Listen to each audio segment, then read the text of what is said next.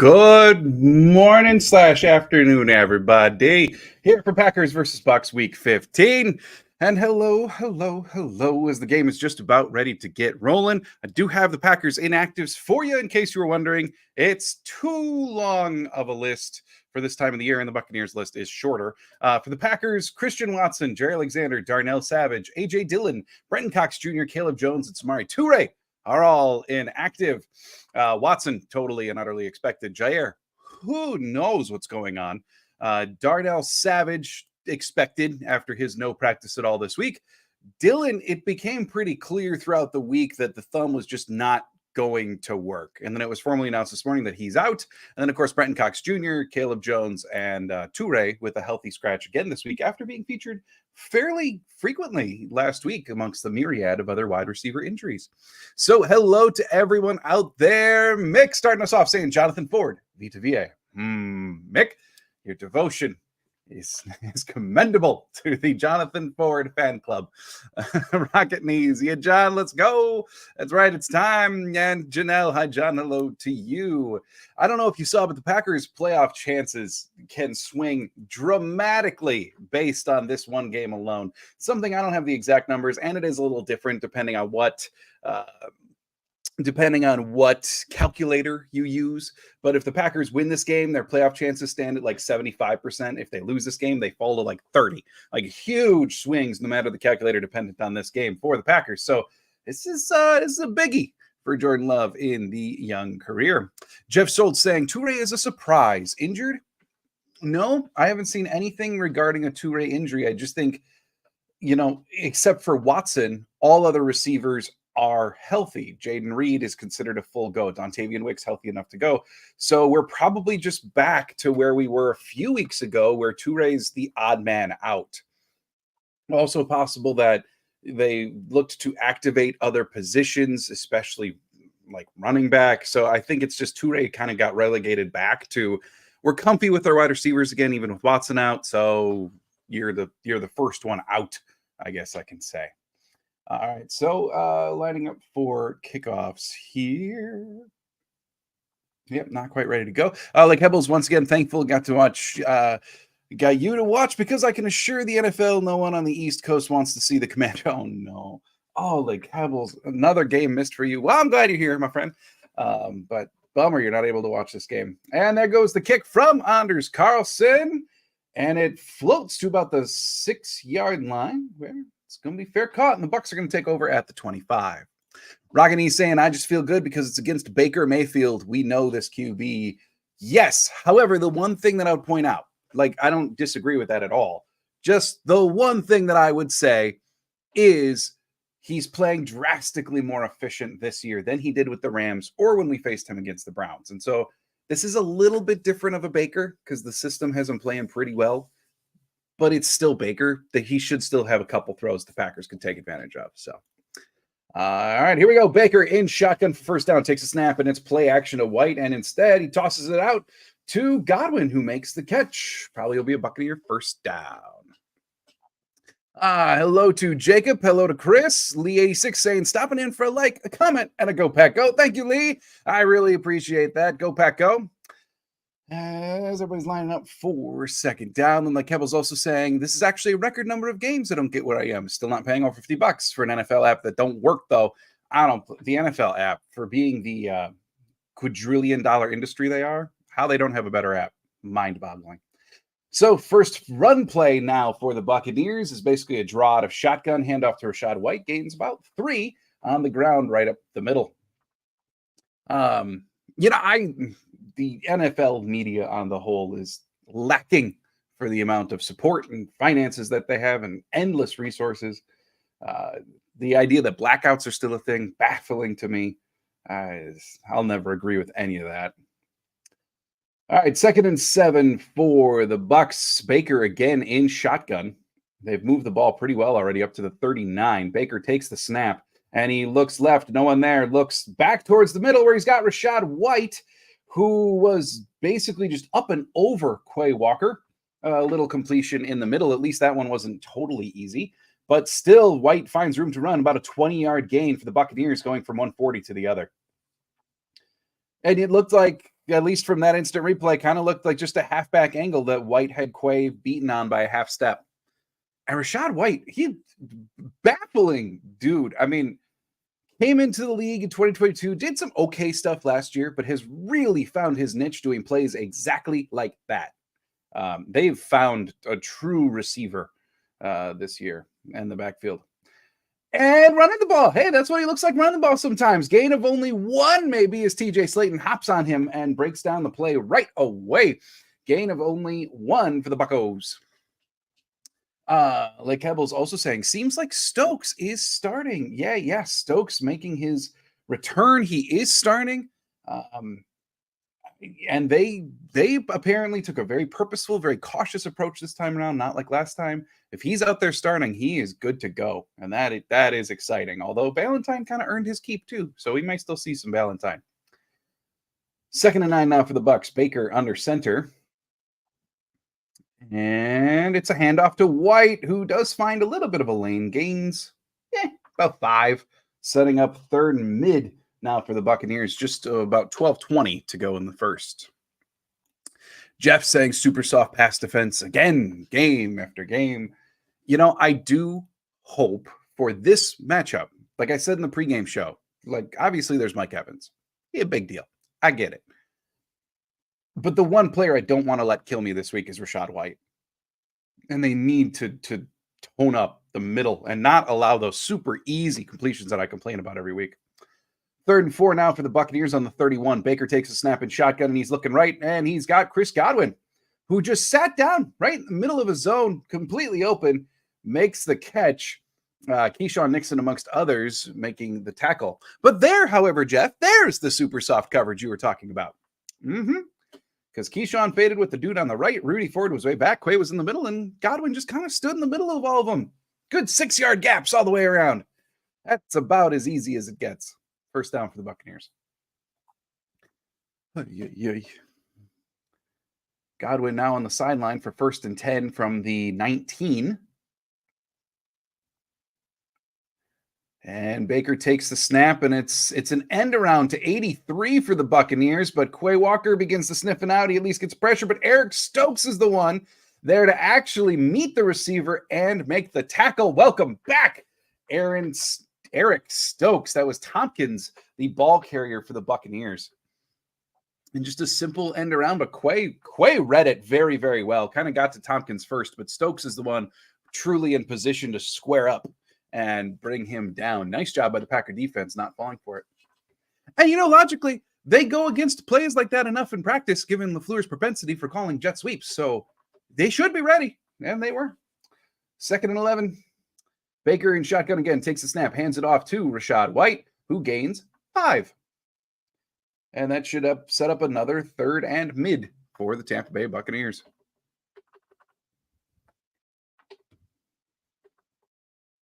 I will say, too, obviously, I'm not rooting for a Buccaneer touchdown, and I don't really talk about gambling on this show. However, I was in a random pool with some friends, and if Rachaad White happens to score the first touchdown of the game, I was randomly assigned him. I didn't pick him. But if he happens to score first touchdown of the game, I financially profit. So, if it happens, I'm not rooting for it, but won't be as upset as I normally would. Baker takes a snap and shotgun, and Rashawn Gary pressures him, nearly sacks him, but the sack is finished off by Preston Smith and Kenny Clark. I think TJ Slayton might have been in there too. Sets up a big 4th down for the Buccaneers. 9.5 to go in the first. And it's Rashawn Gary just straight up beat the right tackle to make the initial pressure, but couldn't finish the sack, couldn't get both hands on him. But then Preston and Kenny Clark, they're the ones who got in there, making the actual sack. That's a big stop. Chase McLaughlin now in, kicking for the Tampa Bay Buccaneers as they try to take a field goal lead. And it's up. And that's good. Tampa Bay moves into the lead 3-0. Well, that went about as expected, to be honest.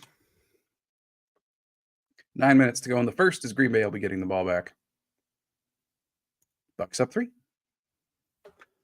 Mick pointing out Slayton with tackles on that drive. Yeah, specifically that one run play where he was the first one to meet White. Slayton, I think he's been kind of as advertised on the whole year. Like his play has stepped up. He is effective in run defense. He does make some plays in pass defense or rush, but you know that that's not his real strength. Like he's there to be the run stuffer. And so, nice to see.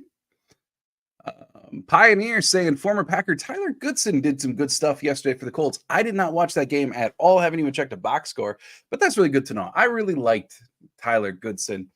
I get he wasn't exactly what they were looking for, but he was the type of just put the ball in his hands and watch him go. And I think the injury that he suffered in training camp really derailed his make the roster chances. But really good to see him go somewhere else and have some success.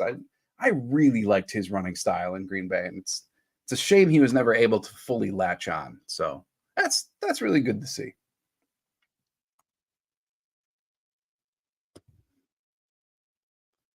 All right. So keep in mind with the Packer offense, A.J. Dillon is officially out. I don't know if everyone saw that news, but just couldn't get the thumb in a good enough place. It is his first career game missed due to injury. He did miss a stretch his rookie year because of COVID. But since then, man has appeared in every single game. So this is a first for A.J. Dillon, and it's because of that thumb that wound up being broken against the Giants. It turns out, too, I don't know if you saw that news, but Dillon broke the thumb on like the final drive against the Giants and then finished off the game. That's a man. So,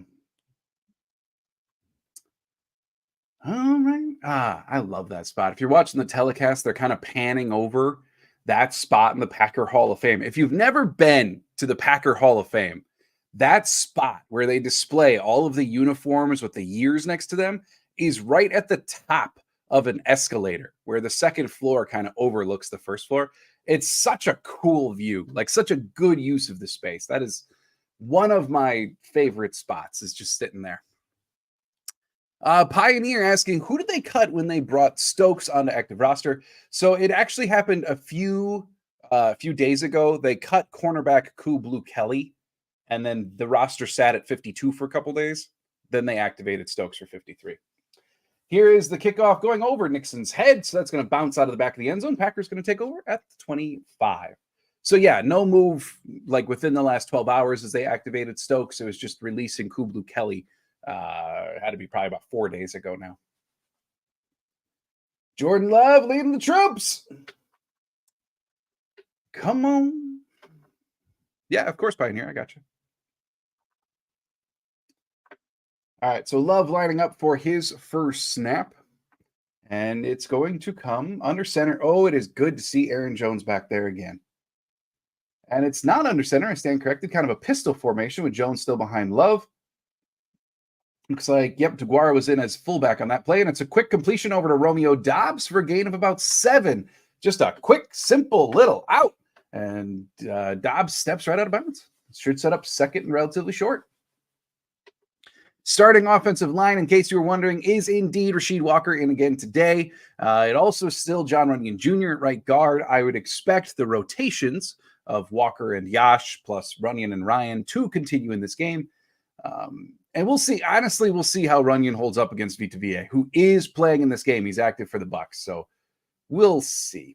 Love in shotgun now for 2nd and 3, and it's a handoff to Aaron Jones, who finds a little seam, and he's going. He breaks one tackle. He's up to the 48 of the Buccaneers. We are into Tampa Bay territory. Ooh, that has to feel good for Aaron Jones. He just found a little seam right between the right tackle and guard and took it. And into Buccaneer territory we go. Aaron Jones is so good at that. He makes himself small right in the line. Oh, I'm sorry. That was outside the right tackle behind right tackle and an in-motion Josh Myers who was pulling. So love to see that. First down now for the Packers. Love in shotgun. And we got some motion. He takes the snap, hands it off to Aaron Jones, who just kind of runs right up the middle for a gain of about 5.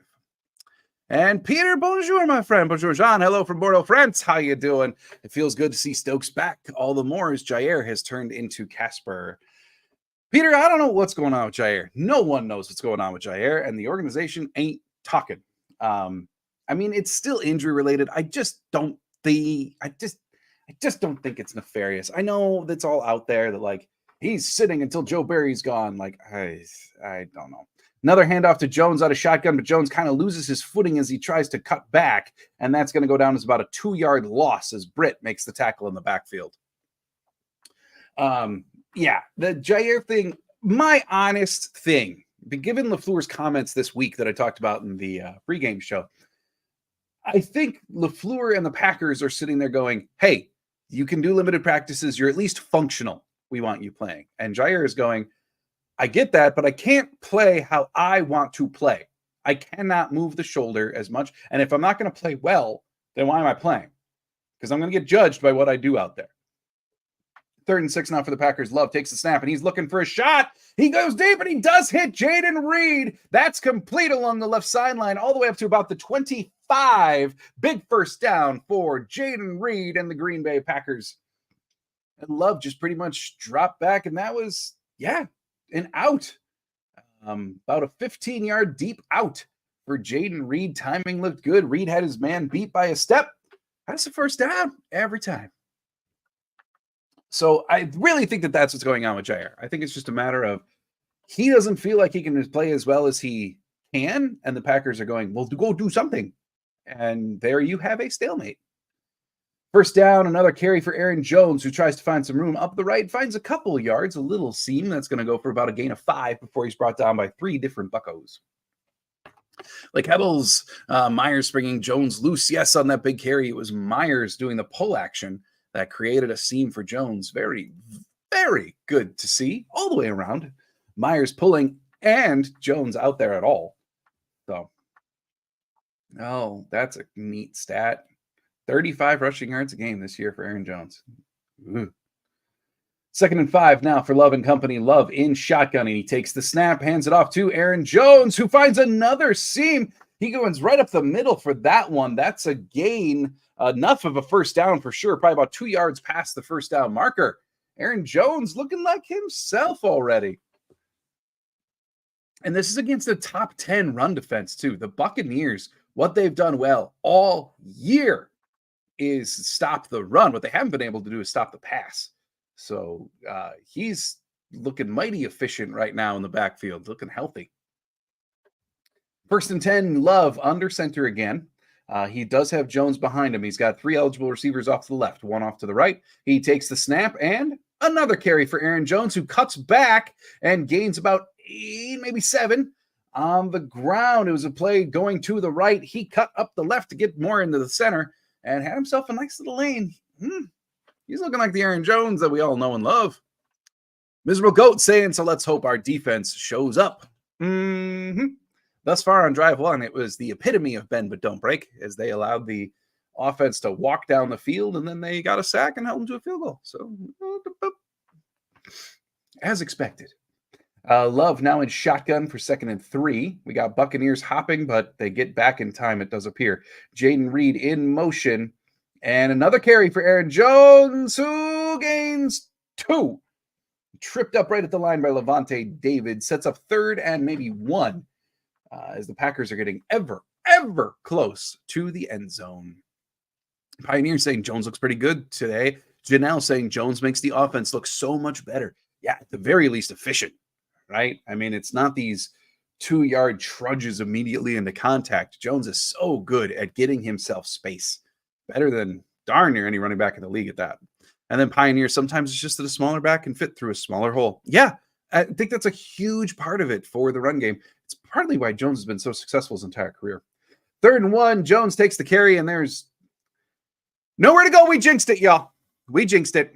Jones gets the carry on 3rd and 1 and is immediately hit in the backfield by Nelson, amongst others, for the Buccaneers. So Jones goes down, loses 1. And that's going to set up 4th and 2 for Green Bay. I want to see exactly what yard line here as they make the decision. It appears as though they're going to go for it. Love staying on the field. I hope this is more than just a draw 'em off sides type deal. Love in shotgun, 10 on the play clock, 2, 3 eligible receivers off to the left, 1 to the right. Running back in the backfield with him. I can't tell who exactly it is. Yep, it's Patrick Taylor. Love takes the snap, throws left, and it's beyond where Jaden Reed can go. That's a turnover on downs, friends. Buccaneers going to take over on the ball within the 5. And I want to see, I think the timing just got messed up here because Love was throwing left to Reed, and he just threw it.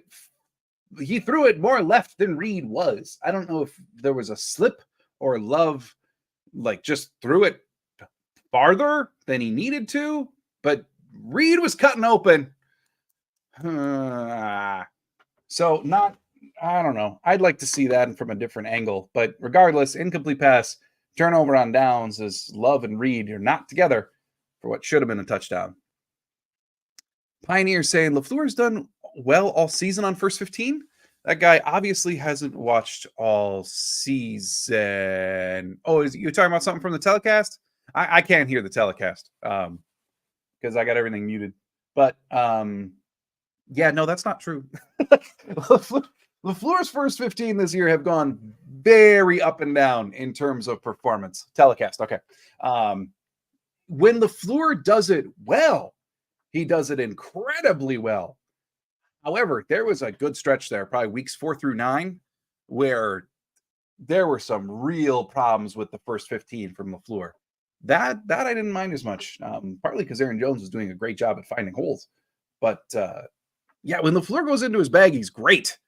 But the first 15 this year has not been his best.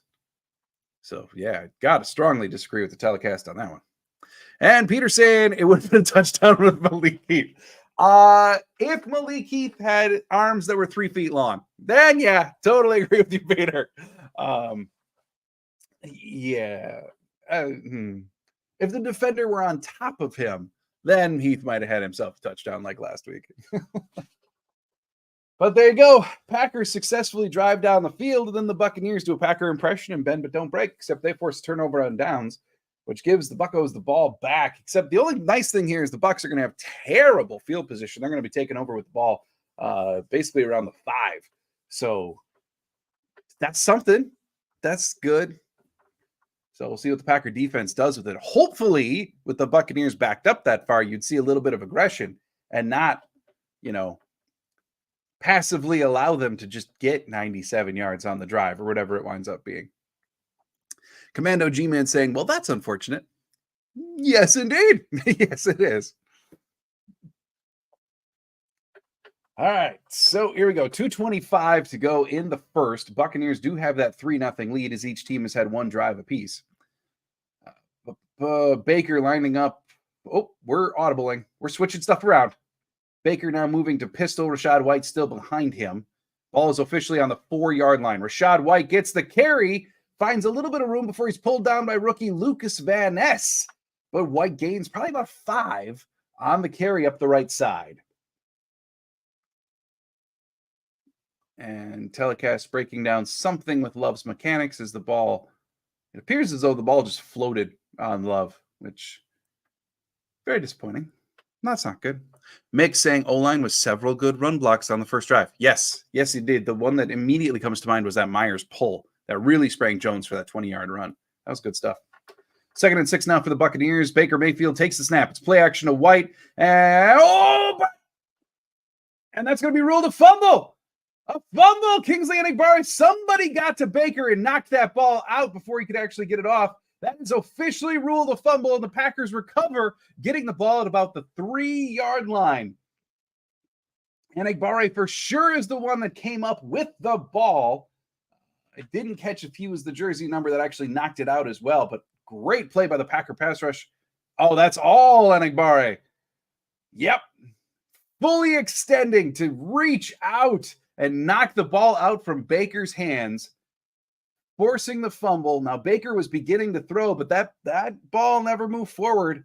That's a huge fumble recovery. And Enagbare just supermaning his way out, reaching Baker, knocking that thing loose. Packers recover, and they get the ball right back. Forget that 4th down. Love's got another shot now. 1st and goal at the 4-yard line for the Packers. And it's a handoff to Jones, who dances in the backfield, trying to find anywhere to go. but there are no holes open for Jones. He goes down, probably about a 1 yard loss. We'll see where they mark it. Let's see. Pioneer saying, oh, Enigberry caught it in the air. Okay.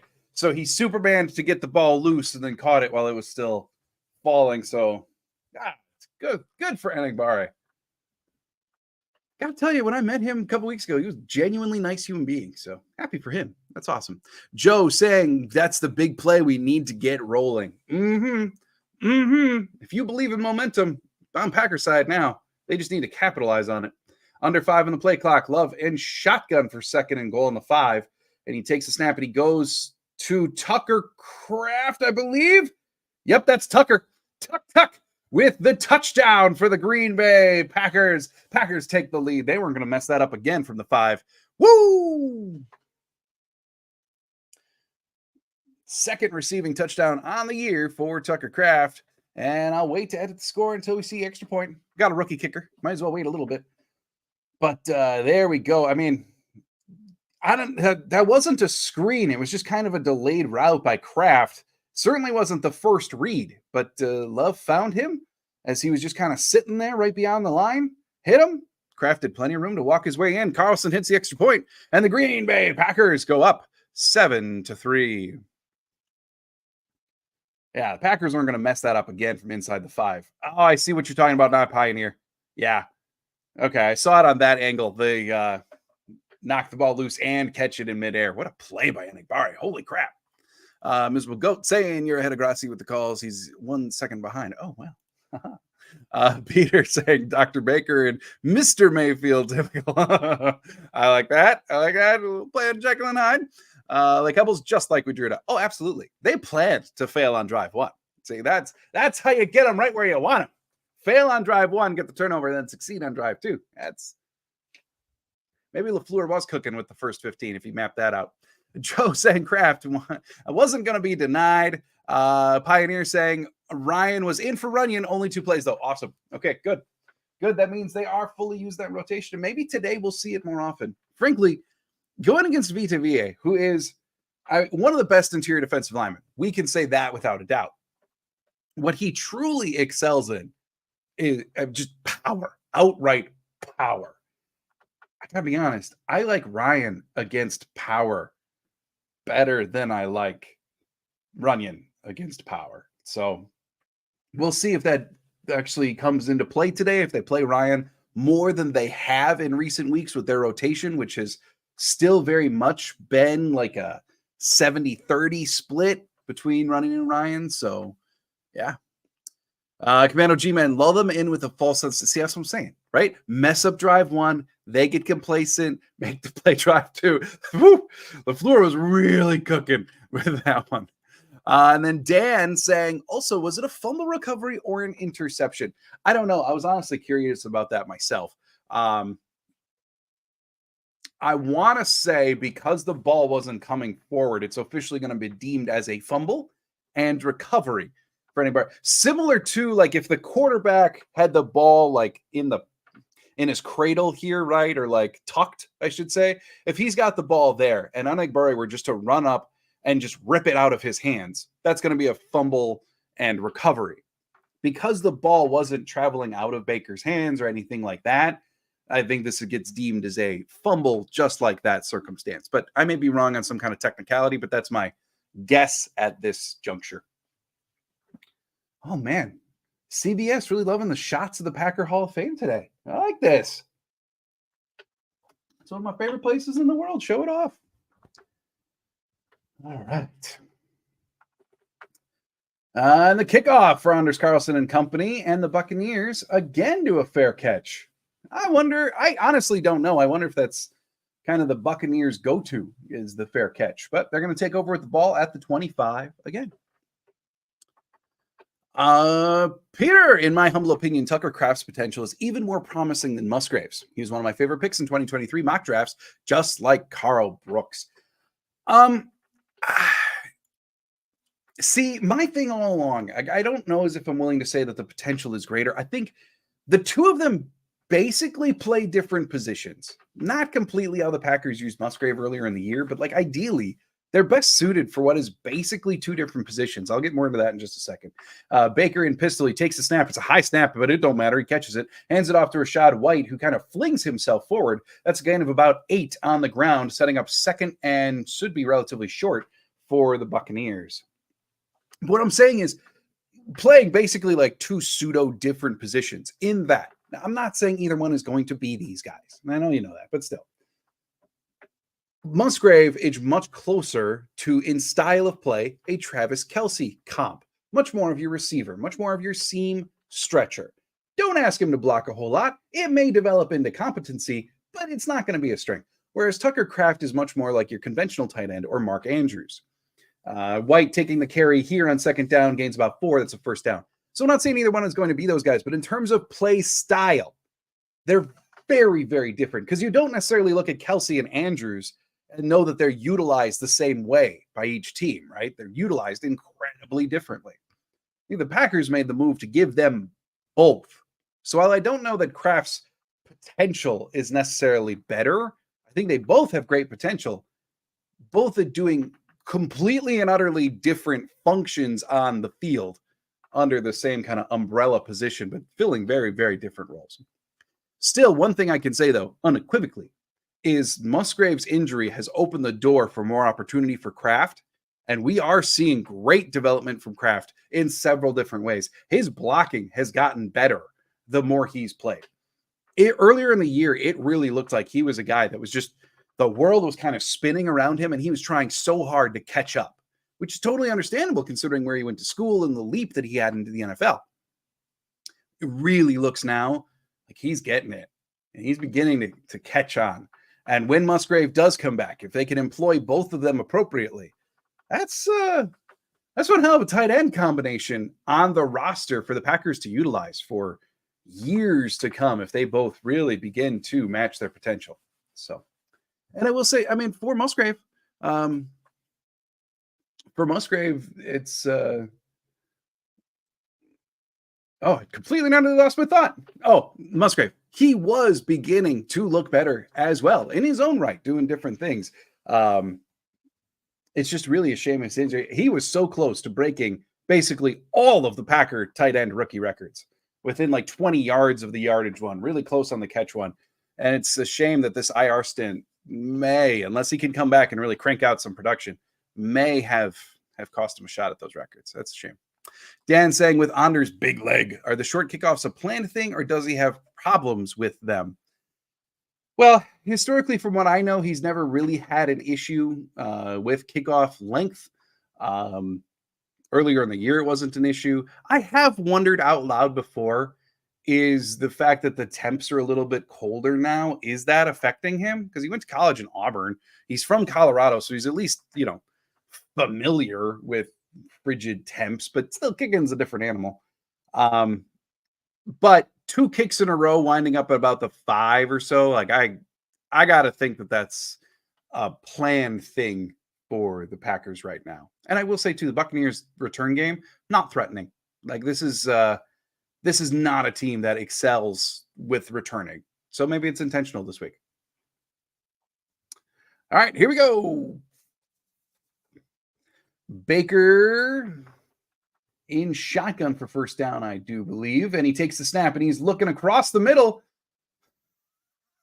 Come on. He hits Mike Evans for about a 15-yard gain across the middle. That's a first down for the Buccaneers. The reason why I laugh is because the Packers had 2 dudes chilling there, and the ball just zipped right past them into the hands of Mike Evans. I mean, Preston was right there. Devondre Campbell was right. Just neither one of them committed to the middle. They both were shading to the outside of the middle, and then the ball just zipped right in between, and that's an easy completion for Evans. Why can't they do it? First and 10 now for the Buccaneers. They're on the Green Bay 48. Baker Mayfield rolling right, and he's got Godwin with some room. He hits him on the rollout, and Godwin makes the catch. Eventually, Rudy Ford up there to make the tackle. You know what? I do believe Rudy Ford is starting this game, and I like what I'm seeing from him already. I will say, I do not understand. I know Jonathan Owens had a terrific game against Detroit, otherworldly. Certainly, out of the realm of what Owens has shown throughout most of the year. But when Savage came back and someone had to sit, or yeah, it was baffling. Or when Ford came back, it was baffling that Ford didn't get his starting job back. I feel like he's been the best safety they've had all year. All right, so carry for Rashad White, kind of a draw. Rashawn Gary sniffs it out, brings him down. Gain of maybe 1 on the carry for White. 13:30 to go in the half. Let's see. Catching up on a couple. Mick, tight end 3, has had some very good plays. Yes, I agree. Yeah, even Ben Sims, like the UDFA. I don't know if that's what you're referencing, but every one of the rookie tight ends right now is mighty promising. Pioneer saying seemed like he got about 5 yards after Ford hit him. Yeah, on that particular play. Yeah, no doubt about that. Quick wide receiver bubble to Godwin. Packers do sniff it out there. Gary, Campbell. I think they're the only 2 that made the tackle. Godwin gaining just a few, setting up 3rd down for the Bucs. Yeah, I won't deny that at all, Pioneer, on that play. That totally happened. Yeah. And then also Jeff saying, I want to cry. This pass defense. It's just so passive. It's 4 catches, 51 yards for Godwin already. 3rd and 6 now for the Buccaneers. Taking over with the ball on the 19. Baker in shotgun. Takes the snap. First he looks left. Then he looks back to the middle. And he's going deep to the middle. And he's got Mike Evans. Eric Stokes looked to be the one in coverage. That's a touchdown for the Buccaneers. Mike Evans with his 11th touchdown reception on the year. And some staff member is telling the Buccaneer fan that got handed the ball, like, no. I wonder why. But let's see this play from this angle.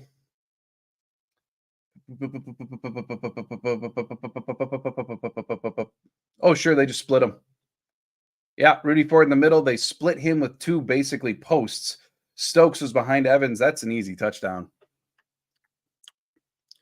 Yeah, okay. Extra point is good for McLaughlin. And there you have it. I do want to see again. I mean, that had to be a blown coverage. Like, because the way that the instant replay just showed it is Ford was essentially responsible for both of those posts, which that's not the way that's supposed to go. So, and that gives the Buccaneers to lead 10-7. There we go. That's updated. Miserable Goat saying that Joe Barry defense. Yep. See, here's the thing. Like, we've seen it all year. And you can say this earlier in the year, right? Like, especially as the Packers were dealing with injuries, and you've got all of these guys, Ballantyne starting, all of the safety rotations that the Packers have had to do, just all of these guys constantly rotating. It was pretty easy earlier in the year for the Packers defense to sit back and go, well, I mean, that was a busted coverage, or we gave up 200 yards on the ground because guys didn't fill in their single lanes well enough, or whatever, right? Like, here's the thing. We're now in week 15. All of the guys that are replacement players have been playing for a bit. And I know they're not as good as their starters, else they'd be starting. But nonetheless, like, the coordination of guys doing their job correctly still ultimately falls on the defensive coordinator and the position coaches. So how many weeks consecutively can you sit there and go, well, the players messed up, before it becomes a you problem? Like, I used to be a teacher. I get it. Like, sometimes you just get classes that no matter what you do, they're just not going to get it. I understand. But this is year after year of the same stuff. Eventually, you just got to look yourself in the mirror and go, maybe my communication isn't good enough. Let's see. Commando G-Man saying Evans is getting paid. You are not kidding. In spite of his age, the year that he's having, coming up on 1,100 yards with 11 touchdowns to boot. Yeah, he's still going to get a mighty nice contract. We'll see if it's from the Bucs or somebody else. I know there's quite a few Packer fans out there rooting for him to come in and be the vet presence, which, I mean, I wouldn't be upset, but I don't think is too likely. Peter saying too easy, too early for Evans and Godwin. Yep, both of them putting up stats ready. That's a good way to lose. 10-7 Bucs. And you know what I was talking about, like close down the middle of the field? Don't let Rachaad White beat you. It was with the assumption that you were still going to cover Evans and Godwin at all. But, not so far. And that kick goes bouncing into the end zone, and that makes it Green Bay going to get a touchback, starting off with the ball on the 25.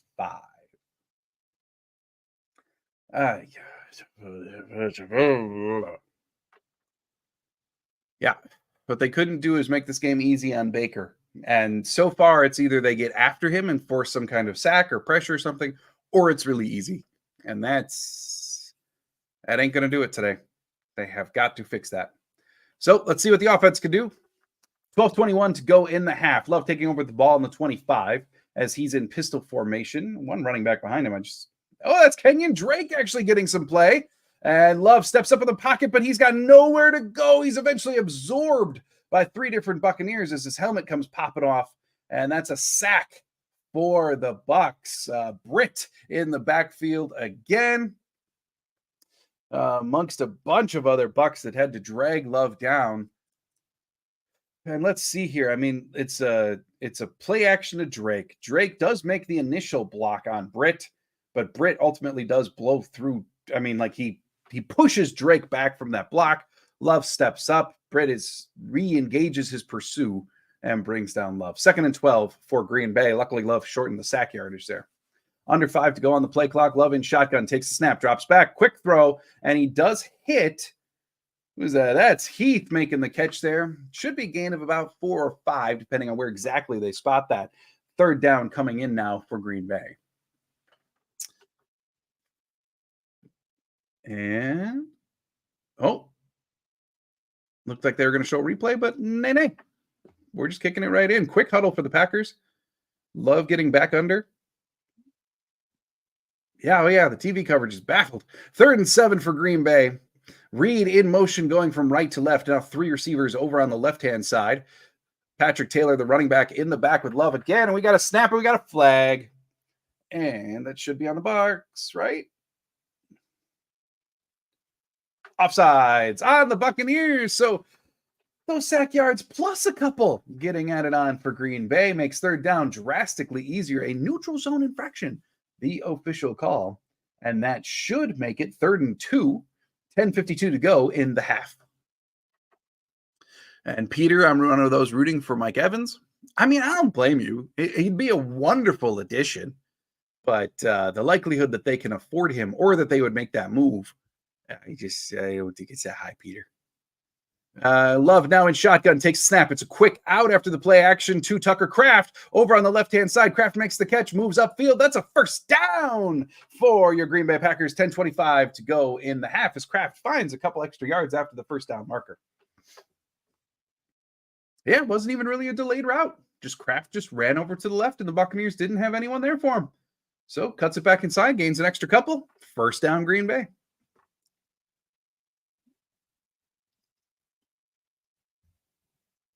And now up at the 41. Love under center for this 1st down. 2 receivers off to the right, 1 on the left. And I stand corrected as Reed is in motion from right to left. And it's play action. Love looking for somebody. And he hits Tucker Kraft again, who sneaks behind the Tampa coverage. Then he tries to hurdle a defender. Oh, see, that's the danger. Hurdling tuck. You got to tuck those parts. Because the Buccaneer defender, I do believe, just got a helmet into the gentle part of Tucker Kraft as he hurdled. Woo!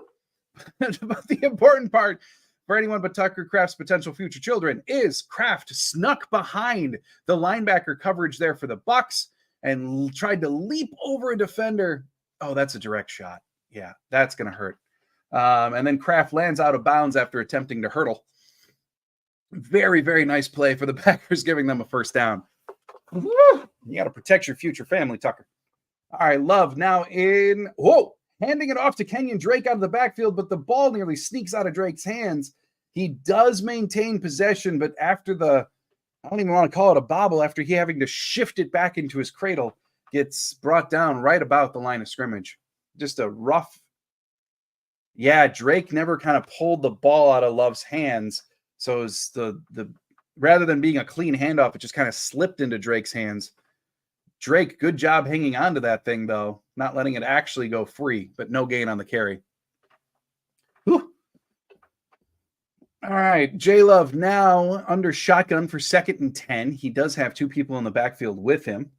I believe one's Reed, one's Taylor. He takes the snap, looks left, and he hits Jaden Reed out of the backfield. But that play is sniffed out immediately by the cornerback for the Buccaneers, who's been playing a ton, as the Buccaneers have had injuries to Jamel Dean, now Carlton Davis.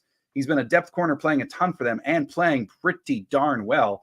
There he makes the tackle on Reed, gain of only 2, setting up 3rd and 8. Yeah, very clean tackle there for 29 of the Buccos. That was nice. All right, Love now in shotgun. Tucker Kraft does appear to be back on the field. Maybe that stomach ache is gone. And Love hits Aaron Jones on the quick out, but no room to turn upfield for a first down. Jones makes the catch, and he's out of bounds, setting up 4th and should be about 5. Only a couple yard gain on the out to Jones. And then LaFleur and Love now chatting. I think LaFleur is asking Love what he saw, what he was doing there. Carlson on for the kick. Peter saying Tucker seemingly hurt his Christmas balls on that play. Yeah, jingle bells ain't jingling. Eesh. All right, Carlson. Wheeling on to hold. Snap is in. Kick is up. Fades right quickly, but that's good. 36-yard field goal is good for Anders Carlson, and we are knotted up at a 10-10 tie. It goes 7:09 to go in the half as the Packers tie it up. Let's see what we got here.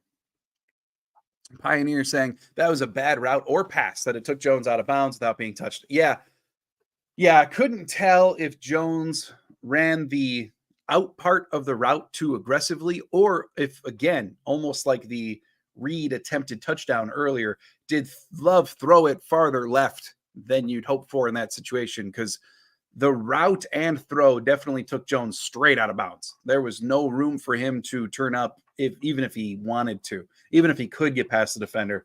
That throw was straight out of bounds. So what could have potentially been a larger gain is not mitigated to only a few yard gain, setting up the Carlson field goal. But I mean, here you have it. The game thus far is kind of feels like it should, I guess, per what you would expect from these two teams.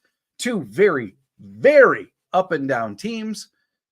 The struggles and strengths of each team is showing already.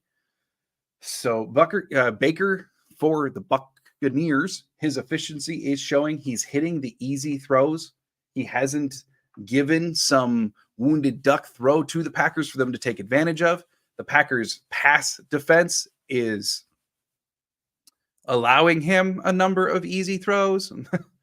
And then, of course, the Packers offense is finding some success on a lot of intermediate type stuff, as opposed to strictly the deep ball.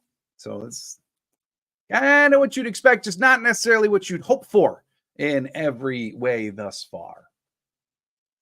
I do hope that the Packers, I still haven't seen it much today, but I do hope that Jaden Reed is utilized for speed occasionally in this game. Without Watson, without Musgrave, they continue to miss that true deep threat, and Reed might be the best bet to get that going. So, man, I think all of these little snippets today from CBS are going to be of the Hall of Fame.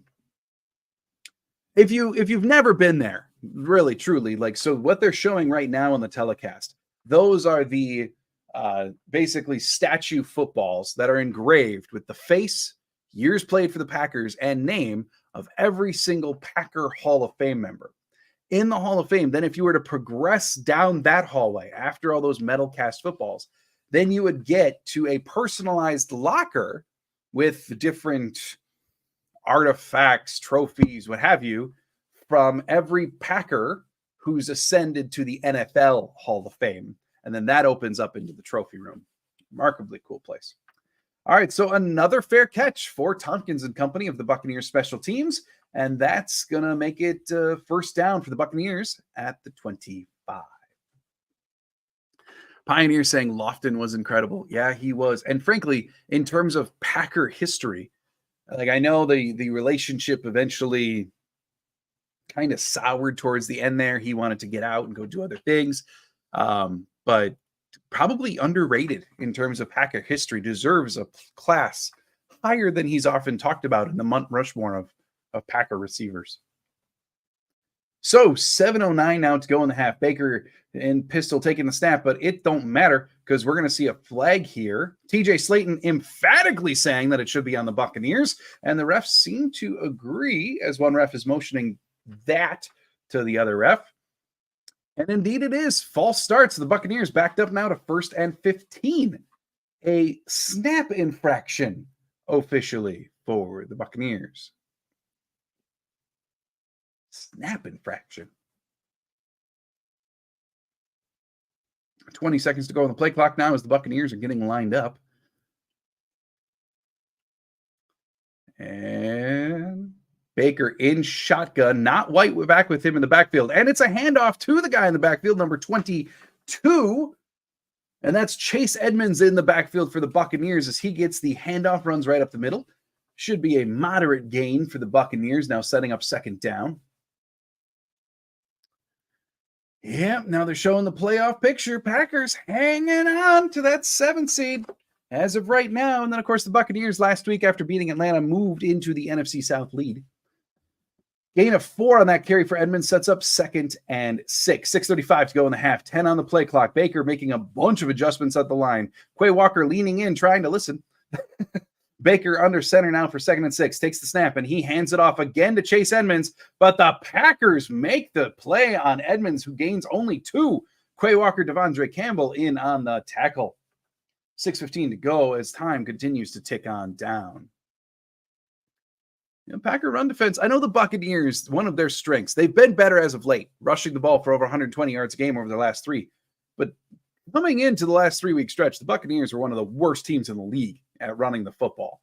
And they use White effective. Oh, there's Jair on the big board, at least, doing a pre-screened pose.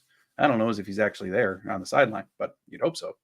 3rd and 4 now for the Bucs, and he takes the snap and shotgun. Pressure on Baker, who throws one of those wounded ducks, but that's an incomplete pass. Nonetheless, the Packers pass rush makes the play, getting to Baker, making sure that wasn't going to be a clean pass. 4th and 4 now for the Buccaneers. Rashawn Gary coming in from the right. Kenny Clark coming in from the right inside. Oh, and Clark even hit Mayfield's arm as that ball was going. Kenny Clark and Rashawn Gary combining for good things is what the whole defense is built on. You love to see it. Miserable goat, will our defense make the Bucs look like world beaters? Hey, that drive was better. Credit where credit's due. They got in there that time. That was good. 4th and 4. But again, I will point out, pass rush or nothing. It's kind of the deal for the Packers defense when it comes to pass defense right now.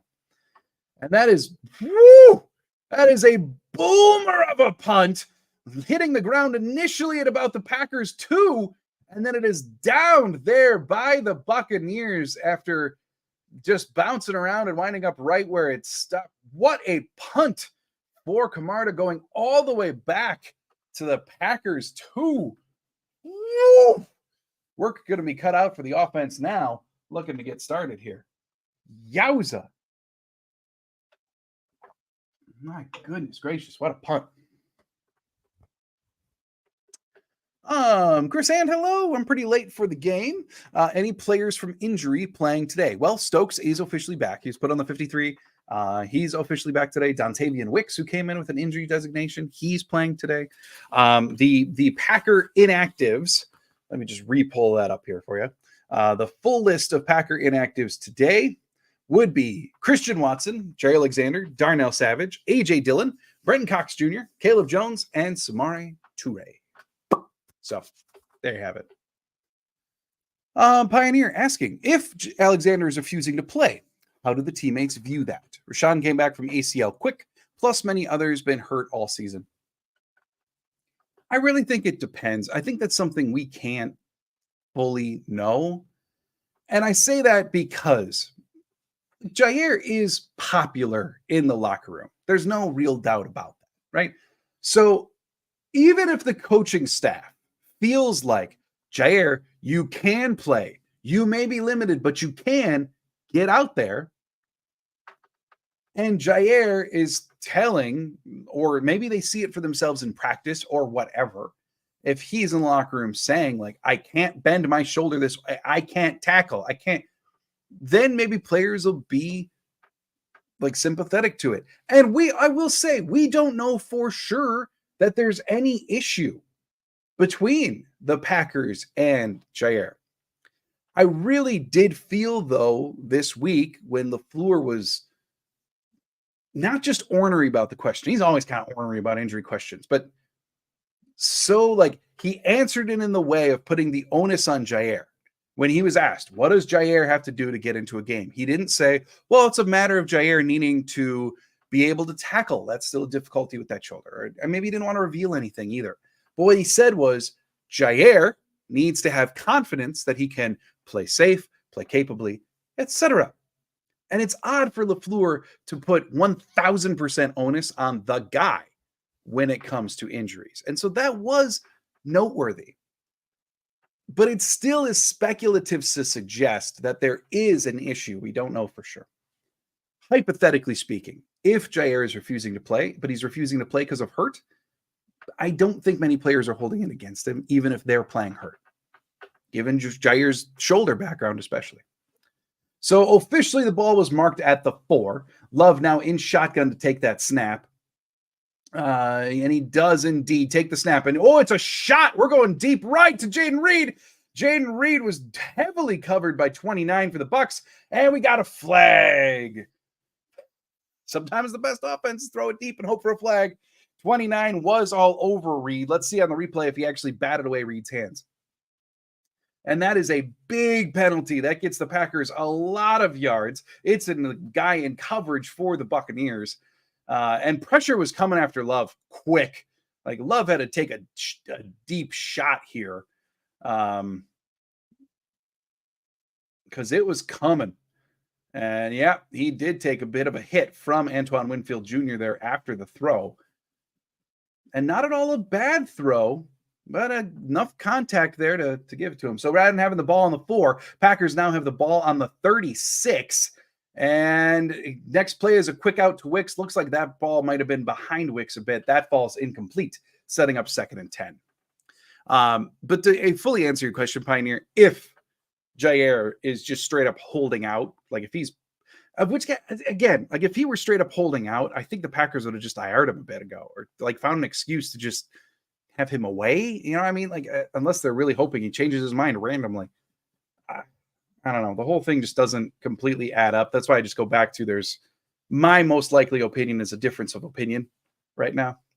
Love taking the snap, throwing easy completion to Romeo Doubs, who's cutting just beyond the line of scrimmage, going across the field, who makes the catch, darts upfield. That's an 11-yard gain and a Packer first down, 5:15 to go in the half.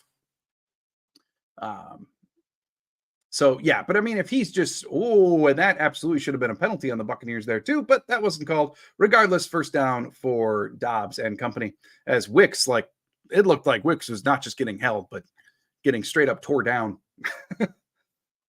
1st and 10 now for Green Bay. But yeah, if Alexander's just straight up holding out and this is nefarious and he's just being a jerk about it, then yeah, it's probably costing him points in the locker room. Love, empty set, takes the snap. A blitz coming in from the right-hand side. Is not blocked at all. I believe that was Levante David in on the blitz. Love's got to get rid of that in a hurry because David wasn't even touched. No one accounted for that blitzer in any way, shape, or form. And that's going to set up 2nd and 10. Yeah, Buccaneers rushed 6, and the Packers had no extra blocking help in as the Packers were in empty set. There you have it. If they blitz 6 and you have 5 blocking, the math don't work out in your favor. 2nd and 10 now for the Packers. Under 5 on the play clock already. Love under center, sending Reed in motion, takes the snap, drops back to pass, and he hits Aaron Jones on the screen, and that's going to gain them about 4. Oh, I'm very, very, very, very sorry about that. Jones does make the catch on the screen, gains about 4. Maybe he fought for that 5th yard, setting up 3rd down. Mick, I want to see more targets for Doubs. Makes all sense in the world. He's the best contested catch receiver that they've got for sure. I'll tell you the issue with Dobbs and probably why he doesn't get the ball more often is Dobbs does struggle a bit in getting separation. He's a very reliable receiver from a hand standpoint, does a lot of things very, very well, but he doesn't get himself open as much as you'd like to see. And that is part of the reason for why he just doesn't get the ball thrown his way more. 3rd and 6, Love in shotgun takes the snap, but he's aggravated as there's a flag, and it's called delay of game on the Packers. So they didn't get that one off. They let all the zeros hit, and that's going to back them up 5 yards. 3:53 to go in the half. 3rd and 11 officially for Green Bay now. Yeah. Telecast showing details about the Packers penalty woes. Thanks. We appreciate that. Ball now on the 46 for Green Bay. 3rd and 11. Love taking the snap in shotgun, and he throws over the middle of the field where he's got Reed. Throw was a little bit behind Reed, maybe, but Reed, it's bobbled. It's caught. Sets up 4th down as it only gains about 5 yards. So going to be interesting to see here on 4th and mid at midfield. Tie game. Playoffs chances very much in swing, and Reed looks hurt. Yeah, Reed is favoring his side, maybe his shoulder. Definitely looks side, though, as Reed is favoring tender areas of his torso on the sideline. 4th and 6 for Green Bay. Love out there. Looks like they're really going to try to get this play off, although the play clock's under 5. Hurry the freak up. Hurry up! Okay. They did that on purpose, I do believe. And that's another delay of game on Green Bay. I don't know. LaFleur looks kind of angsty. We've seen that a bunch from Green Bay, like where you just try to draw them off sides. I have a feeling they were trying to draw them off sides and they were willing to take the penalty because they were going to punt anyway. So I wouldn't worry about all that going on. Pioneer Reed has been getting pounded a lot lately. Yeah, you're not kidding. And part of that is the nature of doing jet sweep after jet sweep after jet sweep last week. But he's taken a lot of hits like a running back as of late, and that's not the way his body is built. And it's fair caught. The punt goes to about the 10-yard line of the Buccaneers, where it's fair caught by Tompkins. And so the Buccaneers, with 2:13 to go in the half, do have a very long field to try to work with. Let's see here. Pioneer also saying, I wonder if the Packers trading Rasul has anything to do with Alexander. He was pretty vocal when the trade happened. He was, but I'm trying to think of the timing here. Let's see. 1, 2, 3, 4, 5, 6, 7, 8, 9. Maybe you can answer this for me if anyone can go look it up. Because Jair played in the Rams game and played perhaps his best game of the year. If memory serves, Rasul was traded earlier that week. Maybe it was right after that game, but I swear it was right before that game. In which case, Jair did play against the Rams and played probably his best game of the year, at least in the second half. So I don't know. Maybe that does have something to do with it. Maybe you're on something, but I feel like the timing there was Jair we've at least seen since the Rasul trade. And then Pioneer also saying, Pack a Day Podcast has been calling for Valentine to get a pick 6 for Baker for about five games. It would make all sense in the world. Like Valentine, Stokes, as good as he is at man coverage, as good as he is at doing certain things, it's his first game back. Who knows how he's going to look? He got beat by Evans on that touchdown earlier, even though it looked like he was supposed to have some help. But Valentine is your aggressive press man corner. And yeah, if Baker gives him a historic Baker throw, I wouldn't be shocked to see that today. Really wouldn't. And maybe it turns the tide in the second half. I wouldn't be upset by it. That's for darn sure. All right. So 2:13 to go in the half as we're getting a look at this lovely house on CBS for the show Ghosts.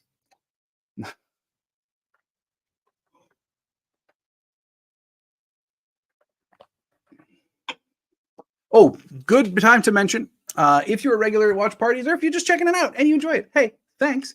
But I will say there is no watch party next week. Next week's game is on Christmas Eve. For my family and I, that is very much a holiday of ours. We're going to be with extended family the day of. I may have the opportunity, and I am anticipating doing this. I may have the opportunity right after the game to like hop on and do a live for like 15 minutes, just a quick reaction Q&A type deal. And then go. Pioneer, I see your question. Yes, to answer your question. So I may hop on live right after the game next week, but no watch party next week on Christmas Eve.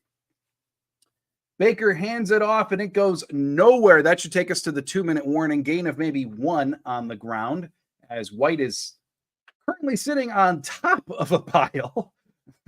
And I think it was Wyatt on the very bottom of that pile of humanity. Poor Wyatt. And that's going to set up 2nd down for the Buccaneers as we come back from the 2-minute warning. So, yes, Packers should be getting the ball to start the second half, which should put them in good position, assuming they don't give up anything here over the course of the final 2 minutes. So, there you have it. In case you're wondering what the weather's like in Green Bay, it has been drizzling most of the day. And also where I am, about an hour from Green Bay, I know it's like this there too. Just a dreary day, gloomy. Just one of those days just makes everyone sad. It's just one of those. Dan saying, not so easy when you're 15 yards off.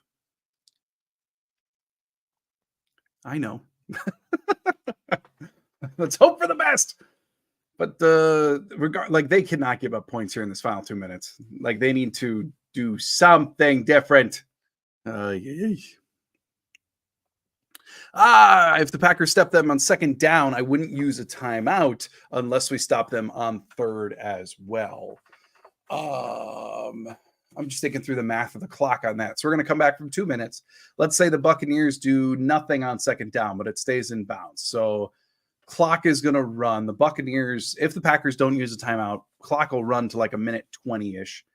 And then they also run a 3rd down play from, hypothetically speaking, let's say 3rd and mid, 3rd and long.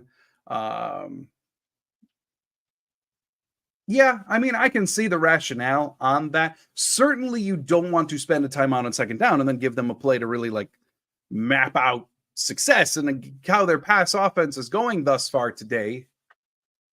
Maybe you don't even want to give them another chance realistically. So I think, Pioneer, your logic is sound, and that may be what we see the Packers do. Let them have 2nd and then just call the timeout on 3rd if there's good field position to be had. If there's not, then we may see the Packers just allow it to wind all the way down and then take a knee after getting a punt, that type of deal, which Packers love to do. Chris Hand saying, John, when you spoke about the weather, I couldn't help but think about the weatherman from Family Guy. It gonna rain. Well, yeah, Ollie with the weather report. Ollie, how's it looking out there? It gonna rain. Yeah, I mean, kind of. Nick's it on the video board now. Well, it's better than Jair. At least he's playing today.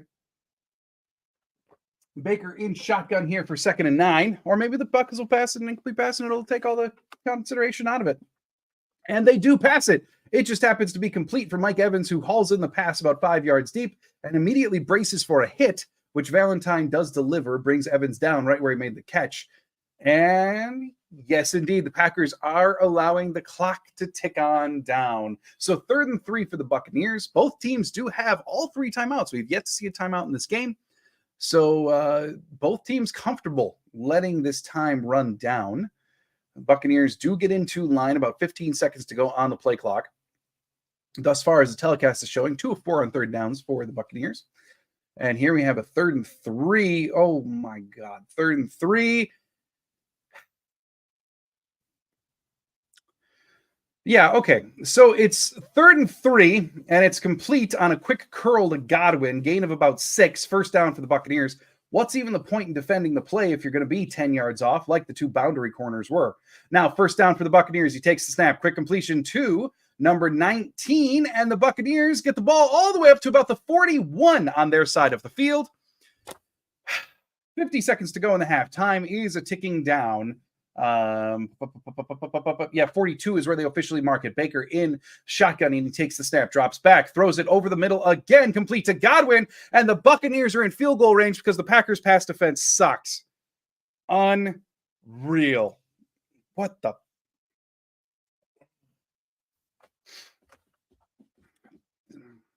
Well, now the Buccaneers take a timeout and stop the clock. 36 seconds to go. Unreal. Unreal. Like here, they're showing the play to Godwin again. And of course, the Packers are in zone. Nixon basically was playing a closer up to the line zone, so he didn't really move. Godwin just ran right past him. Quay, who was playing deep from inside linebacker, was phasing over to Godwin's side, but of course the ball moves faster than Quay Walker's body moves, so that completes it into Godwin, and then Moody Ford made the tackle at the top of the route. How easy can we make it for a veteran quarterback? He's 11 of 12. Jeez. Baker now takes a shotgun, and there we go. Packers get themselves a sack. Should knock the Buccaneers out. Should knock them out of field goal range, but time is of the essence. 31 seconds to go on the clock. I'm assuming because the clock isn't moving. Yep, there it is. Officially, the Buccaneers have used up their second timeout. And again, the Packers' pass defense plan today is we're going to sack them or we're going to do nothing, as Lucas Van Ness, Kingsley, and Egbare combine for the sack. But there it is, the rookie getting in there. Your pass defense cannot be sack or nothing.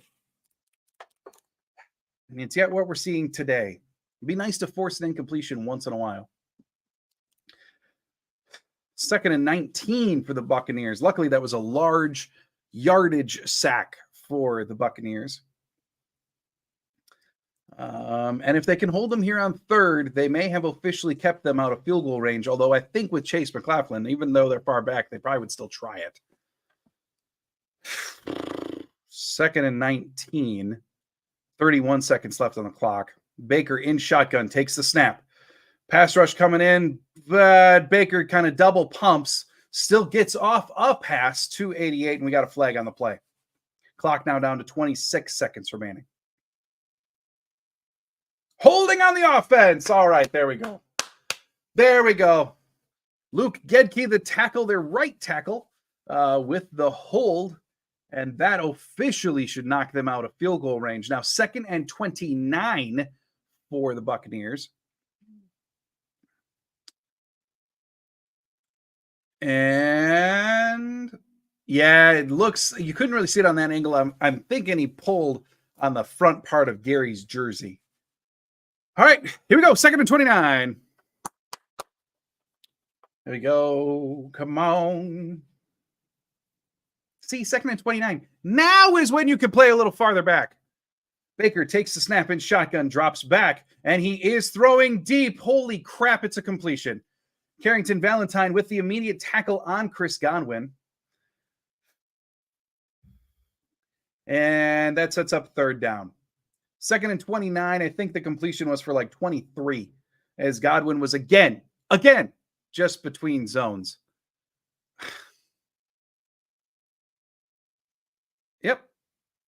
Yep. Valentine was running with the deeper route. Nixon was up closer to the line. Campbell was in the middle. And Godwin, again, just was open between the 3 defenders. Oh, my God. If you play zone, but the zones are so far separate that guys have the ability to just run into an opening and have 8 yards between them and any defense, even if they're encircled by 3 defenders. If there's 8 yards open in every direction, an NFL quarterback, even Tommy DeVito, even Baker Mayfield, is going to hit that pass. It's just stupid. Buccaneers now up to the 33.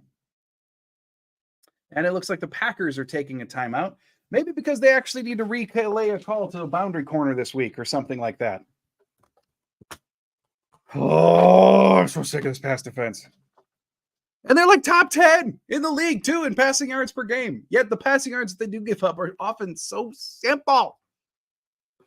There's no way the Buccaneers should have been able to get back in field goal range there. And yet they did. Joe saying the athleticism of our defensive players is far greater than the scheme. It's the only thing keeping us from being a complete joke on defense.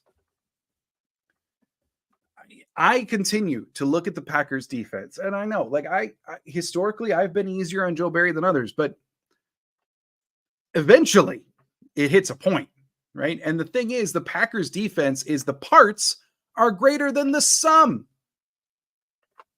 So probably should do something different with the parts. And Baker now 3rd and 5. That throws just well out of bounds over the head of Godwin, over the head of everybody in coverage. And that sets up 4th and 5 for the Buccaneers as the kicker comes on for the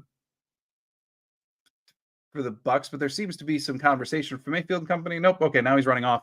So there we have it. Officially 4th and 5 for the Buccaneers. It's going to be a 46-yard attempt for Chase McLaughlin. And Pioneer saying, I'd hate to sit behind that frozen Lambeau fan. I get it. Like the people in stadium who wear that huge stuff, like, especially because the bleachers in Lambeau, and the field goes up and good. Disgusting. Buccaneers successfully lead a 2-minute drive to give them the lead, 13-10, 10 seconds left to go in the half. But yeah, I mean, like, they're tiered. Those bleachers are tiered. Not that tiered. Those big hats can obstruct view, and that's less than ideal. Chris Hand, good job, defense. Those aren't the words that I have in my head right now, but yes. Like you have them dead to right, 2nd and 29. 2nd and 29. And you give up an easy 23-yard completion to Chris Godwin, who already is over 100 yards receiving on the day. Your pass defense plan better be more than just, let's go sack him. Disgusting. Stupid.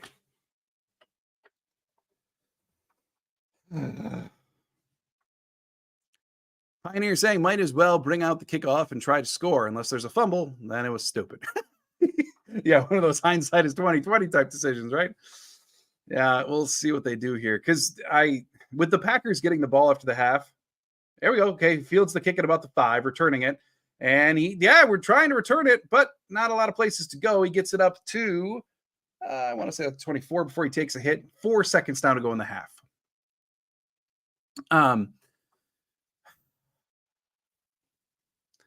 Yeah, I have a feeling, given that didn't get them into field goal range, or at least on the other side of the field, this may be just a knee to head into half, especially with the Packers getting the ball after the half. I don't think we're going to see any Hail Mary attempt here from Love and company.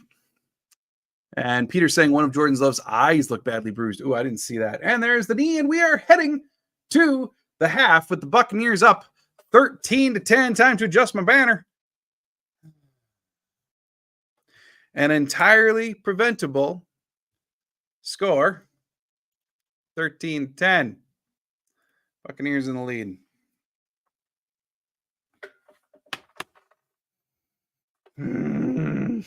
Yeah, Peter, I didn't see it on the there I just saw it. Yeah, he's got, looks like a nice little shiner coming in for Love. He must have taken a shot maybe it was on the play that his helmet popped off. Maybe he caught a hand to the face in that one or something, but yeah. Yeah. Post game, he may have himself a little shiner there.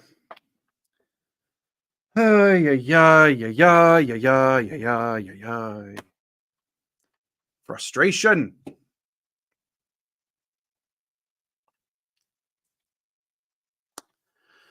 Pioneer on the bright side, how likely is Baker to play like this well for another half? See, here's the thing. Kind of likely, if it's that easy again, because Baker did have one good year in Cleveland, but even with the Rams last year, you could just kind of rely that Baker, if pressured, especially, would give you something. That there would be some errant throw, not even necessarily deflected, just or he would try to do too much, right? Pressure would come in and he'd be slinging it 45 yards down the field and then not very accurately because he would just be trying to do too much. That's not the Baker that's been there for the Buccaneers this year. He's got 20 touchdowns, now 21, 8 interceptions, and he's playing significantly more efficient and, dare I say, wiser football for the Buccaneers than he did under the Rams or the Browns. So the key to making him kind of become that Baker again is by getting after him and not giving him the easy throws, because this year he has no problem hitting the easy throws. You just can't give them to him. And this first half has been nothing but easy throws.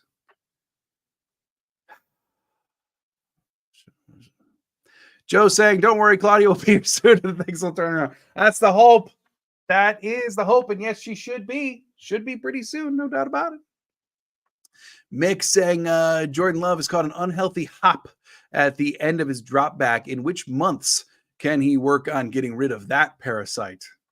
Hopefully after a deep playoff run, Mick.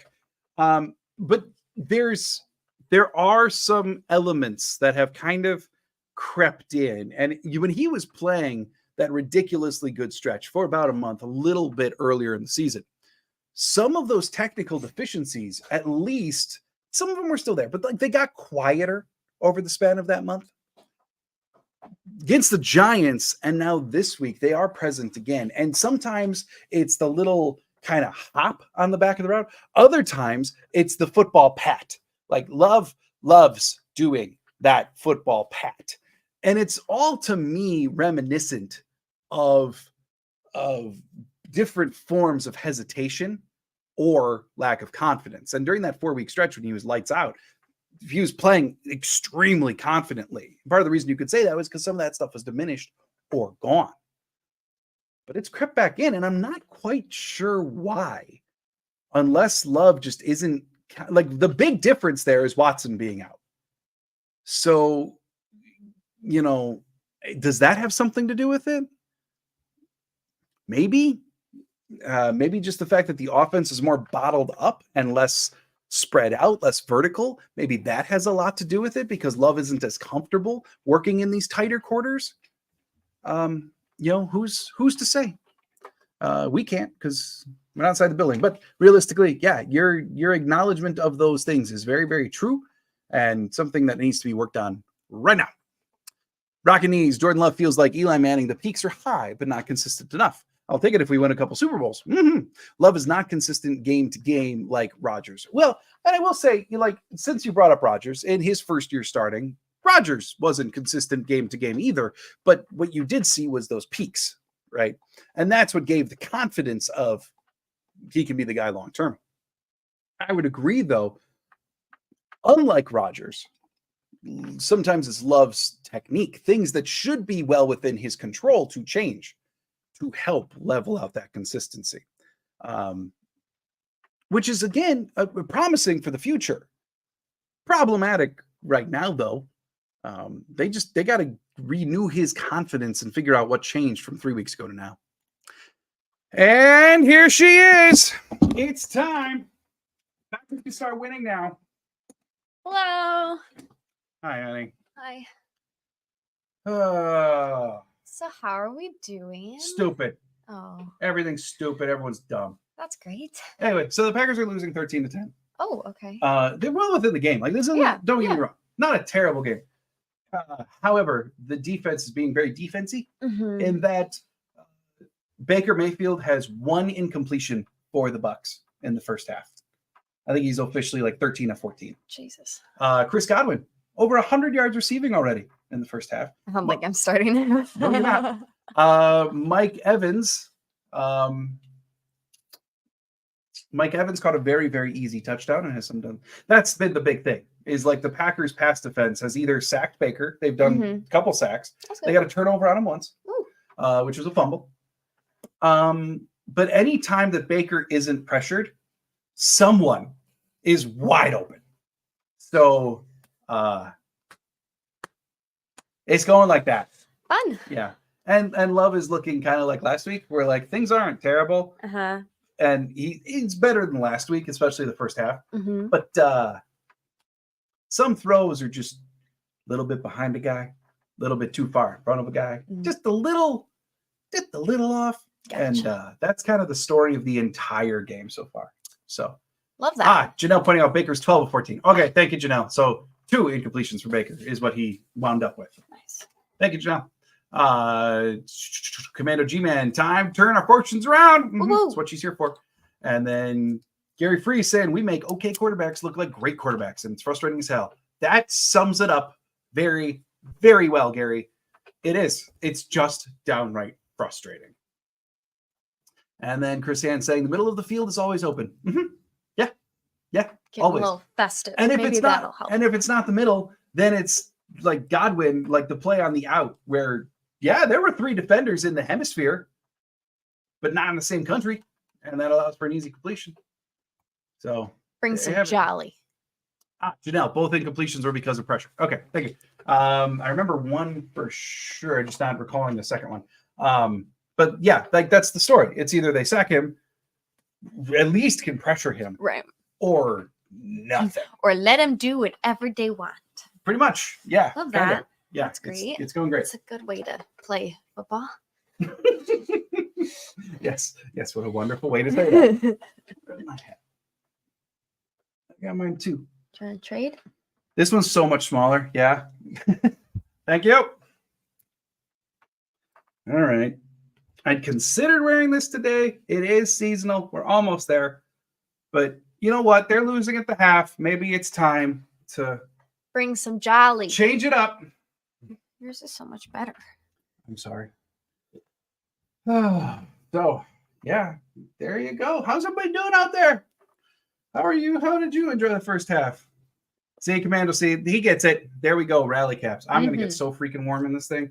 But yeah, that's the idea. Well, you can't take it off now. You messed up your hair. All my friends. Chris Hand saying, someone was joking on Packer Live saying Dylan broke his thumb playing Thumb War. I did see that he was out today. Yeah, he wound up not being out. LaFleur earlier this week mentioned that like they had done some different wraps, some different padding, some basically one to protect the thumb, but then 2 different configurations of wraps so that he could actually hold a ball, right? It looks like they just didn't work well enough. Right. So, yeah. And then Steve, hey Steve. Hi everyone. I say we should trade Jair for 3 first-round picks, 2 second-round picks, and a third-round pick. Also, we'll give up 6 and 7-round picks. Fair deal, everyone. I didn't see the also we'll give up 6 and 7 round. I was like, dang. Yeah. Steve, so it's nice to fantasize, but yeah, no, I can't see it happening. Considering the contract, okay, I don't remember the number offhand. Maybe I can look it up here in a minute. If the Packers move on from Jared this offseason, because he is very early in the richest cornerback contract ever given in NFL history. We're very early in that contract. The dead money is significant for the Packers to move on from Jair Alexander. So that's one. And I highly doubt as the Packers cap is finally returning to like a normal NFL team level where they actually will have some room to operate starting in 2025. Because keep in mind, 2024 is still probably going to be fairly tight, even no matter what they do with Bakhtiari. 2025 is the year of openness. It won't be if they extend Love, like they're probably going to have to. But that's one rationale for sure that I see them not moving on from Jair. 2, though, in order for the Packers to have to move on from Jair, let's just base with the assumption, and again, we don't know this for sure, but let's just base it on the assumption that there is a disagreement right now between Jair and the front office or the coaching staff or whatever. That relationship would have to sour significantly for them to move on from him. If he were on IR, if the Packers sent him away from the facility, if they weren't having him practice a few days every week, then, okay, like maybe there's something to this. They don't even want to be by each other. But Jair's still in the building every day. He's still practicing a couple times a week. So even if there's a disagreement on game day about whether his shoulder can go or not, it's still going to take a lot more for one party to go, we're done. So, yeah, I mean, draft compensation would be lovely. Not to have to do this with another player would be lovely. But I will say, too, like we learned this lesson Bakhtiari, too.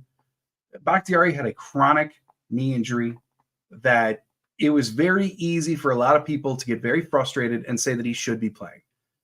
We're in year 3 of this with Bach, and he's still not right.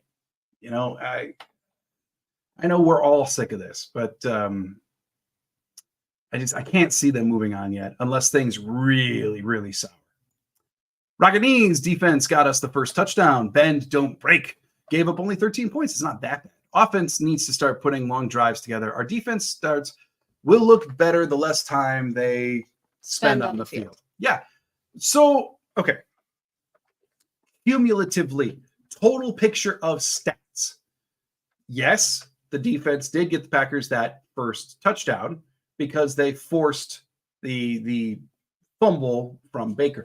It's a touchdown drive that the Packers should have had anyway, but that, of course, that's at the fault of the offense. Okay. Cumulatively, the stats, you're right, are not that bad, and the Packers are very much in this game. Total in agreement there.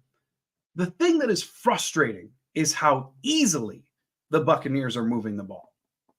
Because while they haven't put up 30 in the first half, partly because both teams have taken time off the clock with their drives. This has not been a particularly quick game. Neither one of these teams are particularly quick when it comes to firing off play after play after play. They're both in the mid-20s when it comes to that ranking in the NFL. But it's the ease at which 2nd and 29. If the Buccaneers get a first down, they're going to get a field goal. So what do the Packers do? Give up 23. And it's the predictable nature at which that's occurring that is so unbelievably frustrating because you see what could be and yet isn't. So I very much get what you're saying. Cumulatively, it's not that bad. And the Packers are very, very much in this game. It's just so frustrating to see something that feels fixable. And the kick goes over Nixon's head as we return to game action. That's going to be a touchback. Packers taking over with the ball at the 25. How's Nixon doing today?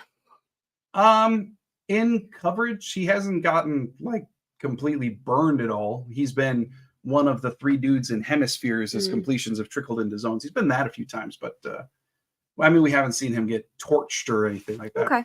So he's doing better than last week so far. Yeah. Last week was less than ideal from Nixon. That is for sure. All right, so Love in shotgun. Here we go. Offense back on the field for the Packers.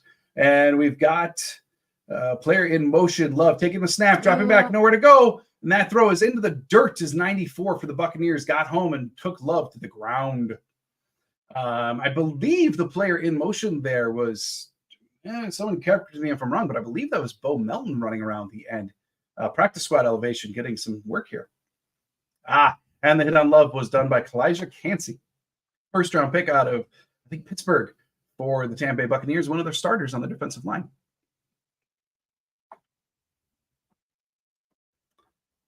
All right.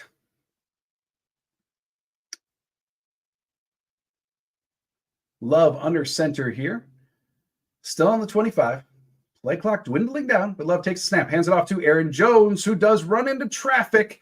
Gains probably about 3 before forward progress is ceased. That one not the seam from the first drive that Jones had there. Let's see. Catch up on a couple. We'll tell Cass to do another thing. Steve saying, and I feel when Musgrave comes back, Musgrave and Kraft is going to be a dangerous duel for defense. I agree. It's the injury to Musgrave has opened the door for opportunity for Kraft, and he's taken them together. That should be a lot of fun to watch. And they can be extremely creative with that kind of duo too. LaFleur should have a lot of fun with that. 3rd and 7 now for Green Bay. 14:36 to go in the third.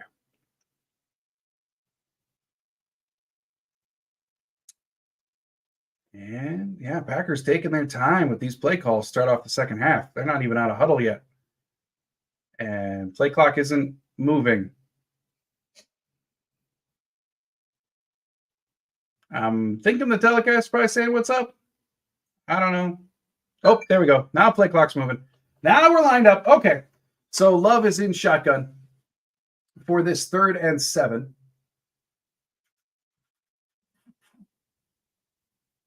And Jaden Reed in motion going from the left boundary to about the slot. Love takes the snap. In shotgun, throws it deep, but nobody home. Wicks looks around confused as the ball sails over his head. Reed was the run running to the sideline. They were very close together, which generally isn't how you write that out. Nope. And that sets up 4th and 7 now for the Packers, and Dan Whelan, the Irishman, coming on to punt. So Reed, there's no way. Someone messed up. Reed and Wicks basically ran identical routes about 3 yards apart from each other. And Love kind of threw it in the middle of both of them. Either way, incomplete pass, 4th and 7. Frustrating. And the ball goes sailing all the way to the Buccaneers 20. This one actually being returned by Tompkins. Finds a little bit of room, gets up to about the 34 before Jonathan Owens and a few others bring him down. What a way to go into that. Yep. All right. So Chris Hand saying, I couldn't rock my Packerness, okay, without Jair. Jair, my dude, all the way. Talk the talk, walk the walk. And I think that that's a lot of fan frustration now, Chris, is like, Jair is so beloved by the fan base. He does all the talking, and people are beginning to feel, as they don't understand what's going on, that the walk portion isn't happening. And that's, I get the frustration for sure. And it, at the very least, it's raising some questions as to what's going on. But like I said earlier, my take is it's probably just a slight disagreement that we're not going to get let out in. Rockinese, I guess I expect the defense to give up plays. As long as we hold them to 20 points, I'm okay. I would love to have the opportunistic defense from 2010, but that's not the reality. Yeah, I agree. So, okay, to speak to that, again, I think part of the frustration is looking at the personnel, looking at the investment on the defensive side of the ball. I think people are feeling like, and I find myself in the camp, that a more impactful defense, maybe not 2010, but a more impactful defense can be had. I guess my feeling is, give up plays, hold them to 20, bend but don't break, is good enough when your defense doesn't have to be the one kind of leading the charge. When your offense is functioning or not so young, whatever. But like coming into this year, we really were under the impression that it was going to be more of a defensive-led team. And that probably was a bit of a misnomer. But I think a lot of people were feeling that way. And instead, what we've gotten is more of the same passiveness. And then again, to go back to the ease at which the plays are being had, right? In my opinion, there's no excuse for the situation that they were in the first half. 2nd and 29, you give up a play of 23. You basically handed them 3 points because you were afraid of giving up a big play that probably would have resulted in them getting 3 points. See what I'm saying? It's like the same end result is still bad, but I'd rather you give your defense a chance to do something more positive than being passive and allow the offense to come to you. I'd rather have a on your toes defense as opposed to an on your heels defense. But I get what you're saying. Baker now in shotgun, hands it off to Rashad White, who gains about 4 on the ground, setting up 2nd and mid as the Buccaneers try to get something going there. Janelle saying, I think Wicks was indicating he was in the wrong place. Okay, that would make sense. Maybe it wasn't a look of confusion so much as a my bad. Pioneer was hoping the running wrong routes would be over. Mm-hmm. Yeah. But I mean, they are still rookies. They are still like, yes, there's been better play as of late, but they're still learning, no doubt about it. And there we go. Baker's got to get on the run on that 2nd and run play, and that leads Godwin a little bit too far. That's going to be an incomplete pass, setting up 3rd and 6 now for the Buccaneers. Rashawn Gary in pursuit of Baker, and he reaching up his arms, and Mayfield led Godwin just a little bit too far. And it's going to set up 3rd and down. All right, like that.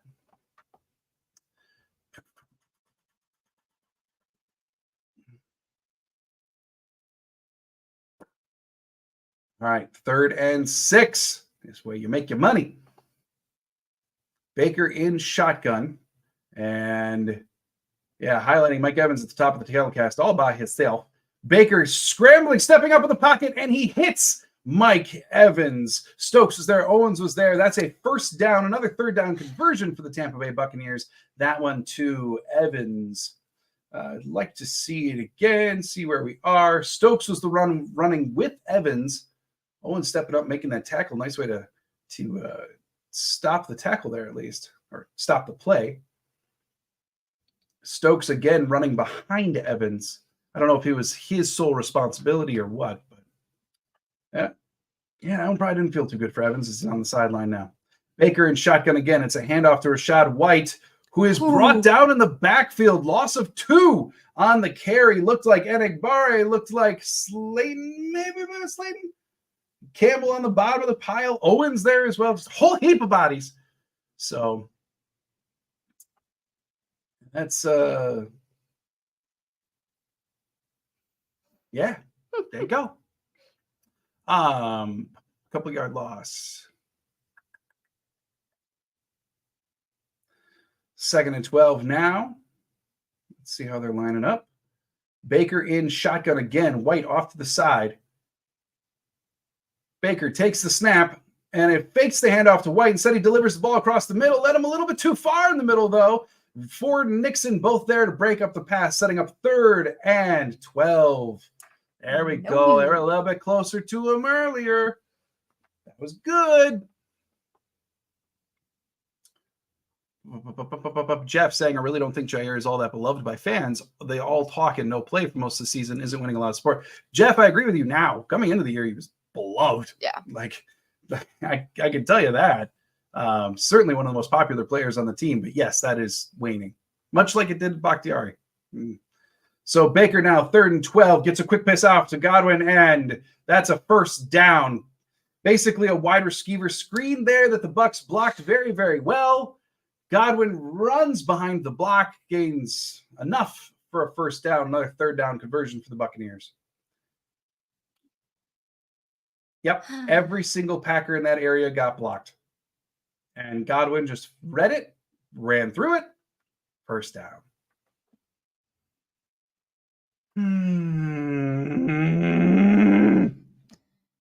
So we go from 3rd and long to 1st and 10. Yep. Yippee. Baker, another wide receiver screen over to the left-hand side. Packers covered that one. Complete to number 10, gains about 5. Ragadees, Matt LaFleur hired the defensive coordinator. I'm just saying, yeah.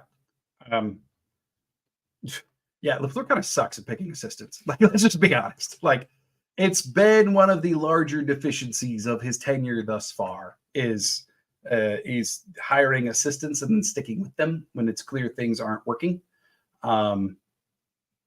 This would not be the first case of that, and LaFleur needs to improve in that area. And speaking of needing to improve, there's Rashad White across the middle. That's a touchdown for the Bucs. Another drop back, another easy completion, hitting Rashad White in the middle of the field, who then coasts into the end zone. And the Packers defense is just looking around going, All right.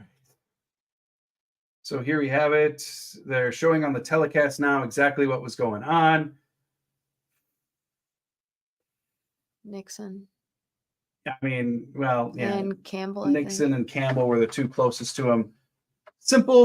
Pretty simple wheel route there for White that just went up the seam, caught the ball, ran into the end zone.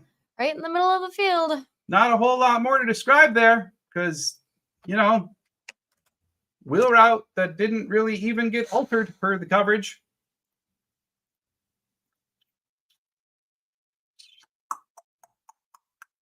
Peter saying, so far our running defense looks more efficient than our passing defense. Isn't it ironic? I will tell you, even if, right, the Packers gave up 200 yards on the ground last week, and they came into this game, they said, no, not again. We're going to shut down the run. Why? Like the Buccaneers on the season are averaging 90 rushing yards a game. This running attack was nothing to be feared. So if the emphasis for the defense was we're going to stop the run, why? Philosophically, it's baffling. So let's see here. Commando G-Man looks like no adjustments again. Thus is the story of the Packers D. Yep. It's disappointing. It's stupid. It's frustrating. But, because even Mina Kimes on her podcast this week, I reshared this out on Twitter, just did a quick clip. I can't remember who was with her, but they were discussing. She put out a quick clip just bemoaning the frustration that is the Green Bay Packers and how year after year after year are there no adjustments at halftime ever. Like, it's just it's being seen on a national stage now. And there were quite a few people in the comments going, we know. But Pioneer, if we end up losing, playoff chances get much smaller. Yes, you're totally correct. In fact, per which calculator you use, because there's a bunch out there, basically win this game, playoff chances stay at about 70%. Lose this game, and they drop to about 30%. That's why this is one of the biggest games of the year. And can't you tell they just look so gosh darn fired up? But yeah, win 70%, lose 30%, roughly, depending on what calculator you're looking at. So still a lot of time to go. Packers only down 10. I mean, there is still plenty of time. Second half is our half. This is when the offense, even during their worst days, would come to life. So defense just needs to actually start making things even remotely difficult on Baker Mayfield at this point. Yeah. Like Cowboys upset, Cowboys noises. Gary Freeze, this could get ugly. The offense needs to do something here. If the offense actually does something here, then they're well within the game yet. But another complacent 3 and out, and yeah. Peter, Joe buried our defense long ago. Is MLF the only one to stay blind? I think here's the thing. LaFleur hired Joe Barry, looked at Evero, because he wants the Fangio scheme run. Joe Barry runs that scheme. So Love in shotgun here. I'll finish explaining in just a second. Jaden Reed in motion, but he goes back outright. And it is a carry for Aaron Jones, who's met at the line of scrimmage by Levante David. That's what Levante David does. Stops Aaron Jones right at the line, sets up 2nd and 10. No gain on the carry for the Packers. But so basically what I'm saying is LaFleur wants this defense run. So when he sees play calls of basically what LaFleur's saying is, yeah, that's the style defense I run. Joe is calling the play call. Maybe they're not implemented exactly right, but he's calling basically the type of defense that I would like called. So then he looks for other rationale. And that's why, as of late, over the last month, Love dropping back here on 2nd and 10, completes it to Aaron Jones, who tries to break out of a tackle, just can't wrangle his way free, gains 5 on the completion, getting up to about the 30, sets up 3rd and 5. So then over the last month, we see much more defaulting to LaFleur, Barry being up at the podium and going, well, yeah, when you call single gap and the players don't go to the gaps, it's the player's fault. And we've seen more and more of that over the last month. And that's the rationalization to keep him in place. 3rd and 4 now, 9:42 to go.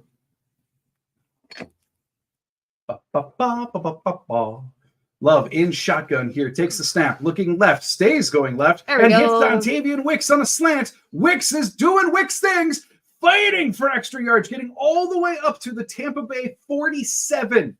He stayed on his feet for what felt like a solid 15 yards, fighting all of these arm tackle attempts by the Buccaneers, continuing to trudge on into Buccaneer territory. Winfield was there, 30 was there, 35 was there. Eventually, 4 Buccaneers dragged Dontavian Wicks down. Oh, that you love to see from the rookie. That was nice.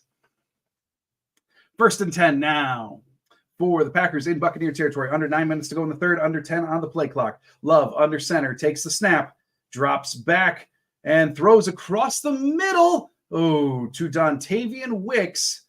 And it looks like the refs, I mean, to me, it first read, like that looked like an incomplete pass because that ball coughed up basically as soon as Wicks had it.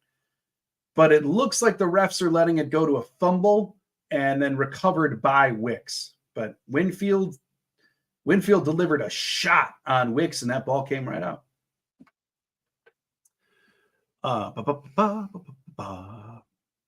Steve saying when Joe Barry gets fired, all Packer fans will be very happy. Look, this is the thing. I would love for Joe Barry to figure it out. I would root for the Packers to have the best defense on planet Earth. Love taking the snap in shotgun, dropping back for 2nd and 8, steps up in the pocket to evade pressure, and leads Ben Sims just a notch too far on the pressure throw. Would have been a big gain for Green Bay. Instead, it's 3rd and 8. Just let him just a little too far, just out of the outstretched fingers of Sims as he was laying out. Yeah, just hit his fingertips just a little too far. But I have seen no proof that wild adjustment for the defense is coming, and so that's where I find myself. But I just think the Packers defense needs a new leader of the ship. Love in shotgun takes the snap. Oh, and he goes over the top of the coverage to Dontavian Wicks. Get that ball into the rookie's hands. Yes, he did. And they're up to the 25 now. The Buccaneers, Packers showing some life by focusing on Wicks, who keeps on getting open there. He got above the first level of coverage, kind of caught it between the first and second levels between linebacker and safety. Lake Hebel saying, I've been the lost patient, but yeah, Joe got to go. Even if it hurts our playoff chances because of defensive chaos, this has to be seen as unacceptable. Well, I'm going to tell you after this game, they're probably going to blame the players. And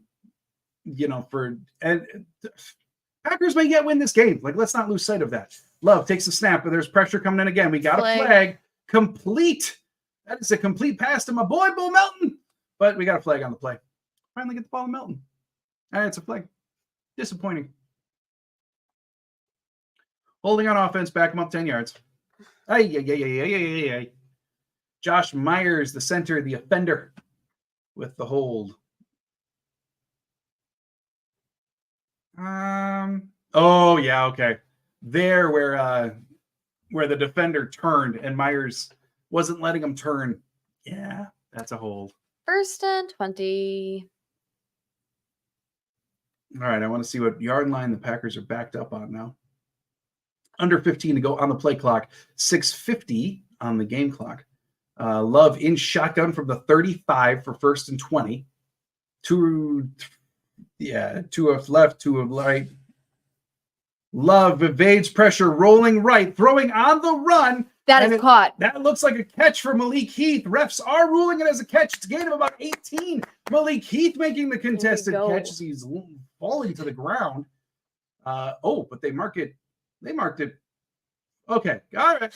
It's still a couple yards farther back than I thought, but gives the Packers 2nd and 5. Packers now playing with tempo. Quick completion over there to Bo Melton. That's a 6-yard gain and a 1st down. Yeah, boy, Bo, get your catches. 6:15 to go on the third now as the Packers are getting a little something cooking offensively. Oh, my goodness. Yeah, that got tipped. It wasn't the strongest throw in the world. Then it got tipped. But Heath making the catch, laying on the ground. Getting his hand under there. Yeah, did the front tip still hit ground? Oh, I hope not. I hope not. That front tip of the football might touch the ground. But nonetheless, Buccaneers letting him play on. 1st and 10 now. Adjustments all over the place. Under 5 on the play clock. Love takes the snap. Looks left, looks right, and winds up getting the ball out to Patrick Taylor. It was, if you remember from weeks ago, the play that I think it was Musgrave up the seam for a touchdown, where Love took the snap, looked left, then basically pirouetted over to the right, and then threw to the middle. It was that play again. Love looked left, pirouetted to the right, but the pressure was coming, so he just had to get the ball to the right. Patrick Taylor made the catch for a loss of 3. 2nd and 13 now. 5:15 to go in the third. Come on.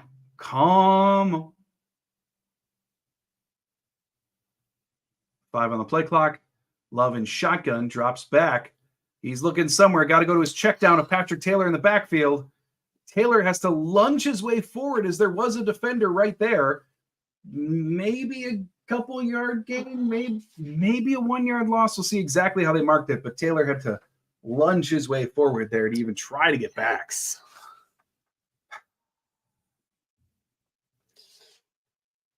Third and 14, so it was a 1 yard loss. Okay, we could stop doing those plays. Got to go down the field now again. 3rd and 14, under 10 on the play clock. Love in shotgun. Patrick Taylor with him in the backfield, but he's in motion, an odd motion. But Love takes the snap, looks left, nowhere to go. Steps up in the pocket, evades pressure, rolling right, throws right on the run into the end zone. Jaden Reed caught it's a touchdown. Yeah, the ref's calling that a touchdown. Dang, they're saying Reed got both feet yeah. down along the sideline. We're going to have to see that one again. I don't know if he got his feet in there. If that's a touchdown, Packers are very, very much in this game. Ball comes in. Complete. He caught that. Pretty cleanly. It looks at first blush like both feet are in, which is going to rule this a touchdown. We're both feet on the ground. Ball in. Yep. Foot, touchdown. That's a touchdown for the Green Bay Packers. There we go. Reed with the ballerina toes on the sideline. Giving the Packers a touchdown. Yep, whoa! You can see it right there. Nice. Yeah, that was clean. Very nice. And the kick from Anders Carlson is up.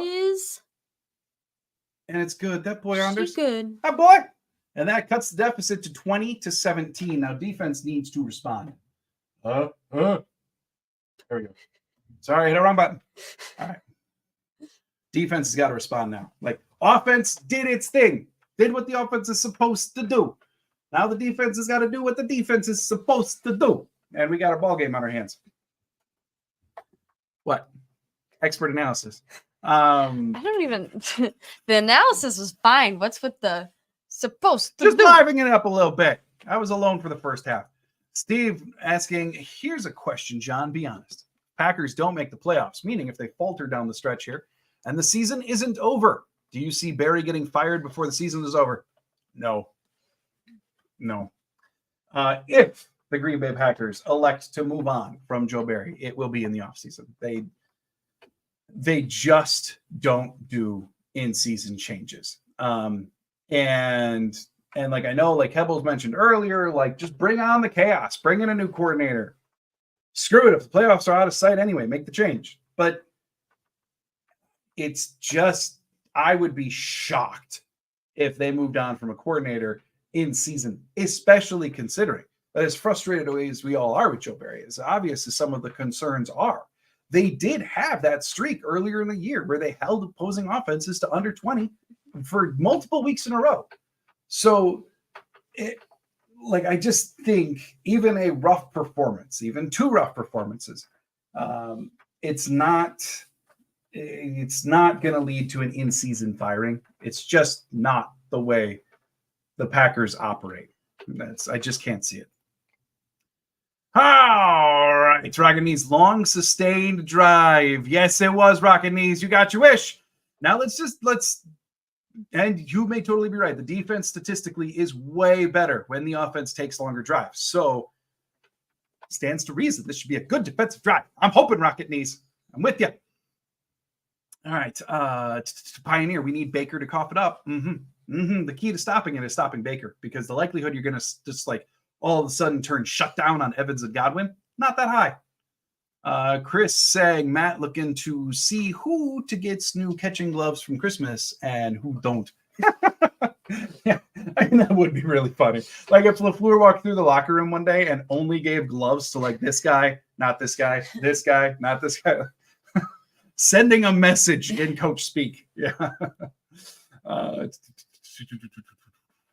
McKnight, defense, surprising adjustment. Well, let's see if the defense can make the surprise adjustment, right? Let's hope. 4:18 to go in the third. Fair catch again. That must be the Buccaneers' MO that I'm unaware of, because is it every touchdown kickoff or every full kickoff has been a touchback? It's been at the very least, I think they've only returned a punt. So, yep, look at that. Look at it, getting both those in. just touching a couple blades of grass. Jaden Reed, great job. Like Hebbles, Wicks play defense. Maybe that would be cool. Just do it all. Who needs a break? Just play. Yeah, right. All of it. Every Hey, position. it's what they used to do. Mm-hmm. All right. Baker Mayfield taking the snap and shotgun. For the love of everything holy. And that's a big completion. Tackle him too. And it gets the Buccaneers up to about the 47-yard line. So offense did its job. Defense, you still got time. But 88, Otten, the tight end for the Buccaneers, just ran right up the seam. Carrington Valentine then just tried to pull him down with his arms, but Quay Walker and others finished off the tackle. I hate to say it, but that also looked pretty gosh darn easy. 17 of 21, 273 and 2 for Baker Mayfield thus far. Baker again in shotgun, and he takes the snap here. Maybe some early movement, maybe not, but it doesn't matter as Kenny Clark and others, definitely Kenny Clark in on the play, getting the sack on Baker Mayfield, making second down much longer, and the Bucs O-line is looking around like, I'm kind of surprised we didn't get. I mean, it did kind of look Van like Ness and Slayton were both off the blocks pretty early. Did we get away? Ooh. I mean, it kind of looked with the ball from that last angle, but that would be one of the best jumps ever if that wasn't off. See a nice there goes balloon. 2nd and 18. Jesus. Let's give it to him right back. Come on. Because why not? We made them lose yards. So why not just give it back to them? Pass rush or nothing. Just a stupid, easy slant against Devondre Campbell. The Buccaneers' leading receiver was left to just one-on-one with Campbell. So he just cuts. Why is Campbell covering a slot receiver? 1st and 10 now for the Buccaneers. Handoff there to Chase Edmonds in the backfield. Edmonds runs forward, gains 1. Get happy, get sad. Now we got some chippiness going on. Like Hebble's saying it very, very well, in my opinion. You may not be the problem with everything, but you aren't the solution to anything. Yup. All right. Let's just see, catching up on a couple more as play is stalled. Tucker Kraft is our Mark Chmura. Jaden Reed is our Tyreek Hill. Jaden Reed, Tyreek Hill. I can get with Kraft as Chmura, but Jaden Reed and Tyreek Hill are kind of different styles of wide receiver there, Steve. But there we go. Carrington Valentine in coverage all over Mike Evans, and then doing Jair's strap celebration like that a lot. But Valentine right on Evans, very cleanly sticking out his hand to knock away that ball as Baker looks sad. That is clean. Nicely done by Carrington Valentine to get up there on him and actually cover. Okay, now it's 3rd and 8. Can we please not let them get anything close to that? 3rd and 8, Baker in shotgun. Chase Edmonds with him. Here we go. Defense trying to do a pressure. Baker going deep. Please no flag. Please no flag there. There's a flag. Of course there's a flag. We actually stopped them from getting a first down. So here's a flag. Yeah, Baker overthrew Evans. And I think part of the reason for the overthrow was Valentine was on the hip of Evans and looked like he may have stalled Evans' pursuit, which is a no-no. Oh, yeah, those two. Evans and Valentine are full on dancing together. Yeah. That's a good way to get a penalty. So first down. They didn't let him get eight yards. They got him more because of the penalty. Yippee! Let's go defense. Baker in shotgun. First down. Whoa. Tompkins trying to do motion, but he slips. Ultimately, it's a handoff, though, to Rashad White, who is met at the line by Devondre Campbell. I think Kobe Wooden might have been on that tackle as well. Only a couple-yard gain for White. Let's see here. Like Kebble's saying, Brian needs to get an MFer at D-line or nickel this summer. How about both? I'm down for both. They could use both. The D-line, the one question I got about the D-line is realistically all 5 are coming back next year. Sorry, Mick. I think Jonathan Ford might be in a more delicate situation than the other 5. But as much as they may need an MFer on the D-line, who's going to go then? Because I can't really see any of the 5 going. 2nd and 7 now. Baker takes the snap, drops back, throws across the middle. Who's wide open. Where Otten is just running free, gets the ball up to about the 2, and the Buccaneers have 1st and goal on the 2-yard line. Easy peasy. Buccaneers now going a no huddle, getting up to the line. Is the defense even on the field? I don't think they are.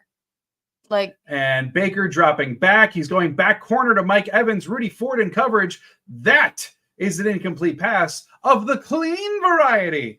So there you go. Rudy Ford making the play on Mike Evans. Goodness me. And here is that play again to Otten. Otten advances past the first level of coverage. Then Owens was late on the second level of coverage or just saw it too late or whatever. Again, see, that's the thing. There's not even really a lot to break down. It's Otten ran his route. That's it. Ran his route. No one really affected the route, and Baker gave him the ball. That's kind of it today. Baker now dropping back. 2nd and goal on 2. Rolls right. Complete to number 11 there, Touchdown. or 41, I should say, for the Buccaneers, and that's a touchdown to their fullback, Ko Kieft, or maybe technically tight end, whatever. He's kind of their DeGuara, making the catch, hitting the pylon. Touchdown, Buccaneers. The defense hands it right back. I'm so glad our offense did their job and got us a touchdown. Such a joke. Just so that our defense can go, we don't make it matter. Okay. We wear the hats when they're on offense. We take off the hats when they're on defense. Okay, well, Half rally cap is in order. put your hat back on. They're not on offense yet. I guarantee the extra point. There. Our special teams is doing fine. Today they actually are, which is, again, a welcome So change. we can rally cap for the special teams too. 27-17 Buccaneers in the lead. Yippee-ki-yay.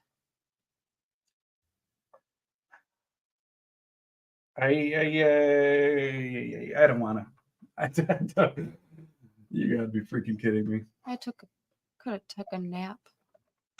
No, we watch them play, even if they stink. Miserable Goat saying, imagine needing our defense to respond. Oh, Miserable Goat, it's the situation we find ourselves in. Newsflash. They did not respond. Nope. Pioneer, the defense has failed every time to hold a lead late. Yeah, last week was especially egregious. That was a joke. Pioneer, even the Saints win. They let them march down the field for a game-winning field goal attempt. Peter, Joe Barry is our Mike Pettin. Not so much our Mike Pettin, it's just a continuation of the curse, Peter. Dating back to a gentleman named Dom Capers. We've had a contingency of defensive coordinator after defensive coordinator after defensive coordinator just be the bane of our existence. Yeah. Janelle, that was an obvious penalty dating back to the pass interference. Yeah. Pioneer, when you line up 10 yards off the ball, you'd think they'd know they're outside of the 5-yard chuck requirement. You would think. No dancing with receivers after 5 yards. But Valentine was feeling lonely. Peter, no, keeps scoring a touchdown. Are you kidding me? Joe Buried keeps digging his grave. Amen. I'll sing Amazing Grace at the funeral. I used to be a choir director. I could sing. I got Amazing Grace in my back pocket. Chris Hand saying, rally cap. I like that, Claudia. It can work. That's the hope. Work. Steve, my name is Steve, and I'm not going to say anything. Like Ebels, the big thing to remember is we're dead. Guys, still only down 10. Still a whole fourth quarter to go. We haven't lost this yet. Rockinese, is Joe Barry fault for Ballantyne giving up the first down on third down? No. It's not. No, it's not. Ballantyne is at fault. However, where I will say to you, Rocket Knees, is how about the play that got them up to the 2 when Otten ran his... Look, the thing about this conversation is you can always fall back on for any coach ever, right? Or even teacher or anyone. Kickoff goes over Dixon's head. That's a touchback.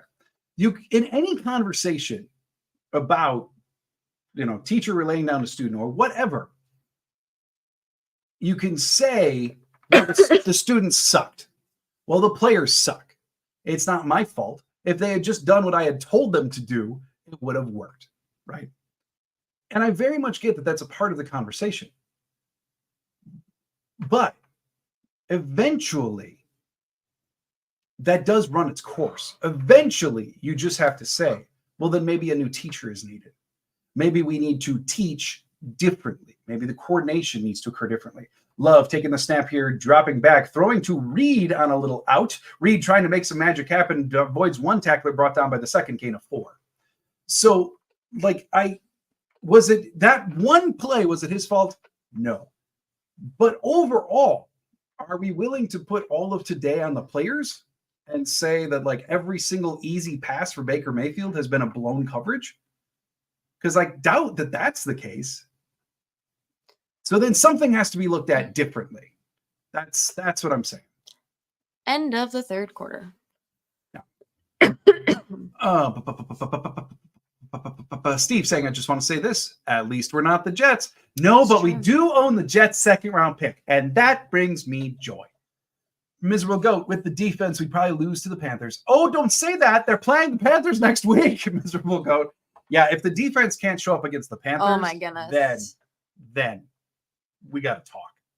Rocket needs, the point I'm saying is it's not just Joe Barry, it's the players that have to execute. Barry, the players take turns messing up. Yeah, and I do agree with that premise. But, right, if you have a defense, if you have a classroom, and the consistent thing is, regardless of who the students in the room are, regardless of who the players are on the field, if many of the same lapses keep occurring year after year, eventually, does it not come back on the dude who's in charge? And yeah, Matt LaFleur deserves some blame here too for recognizing this and continuing to go with it. But it doesn't change the fact that it is still wrong and needs to be corrected.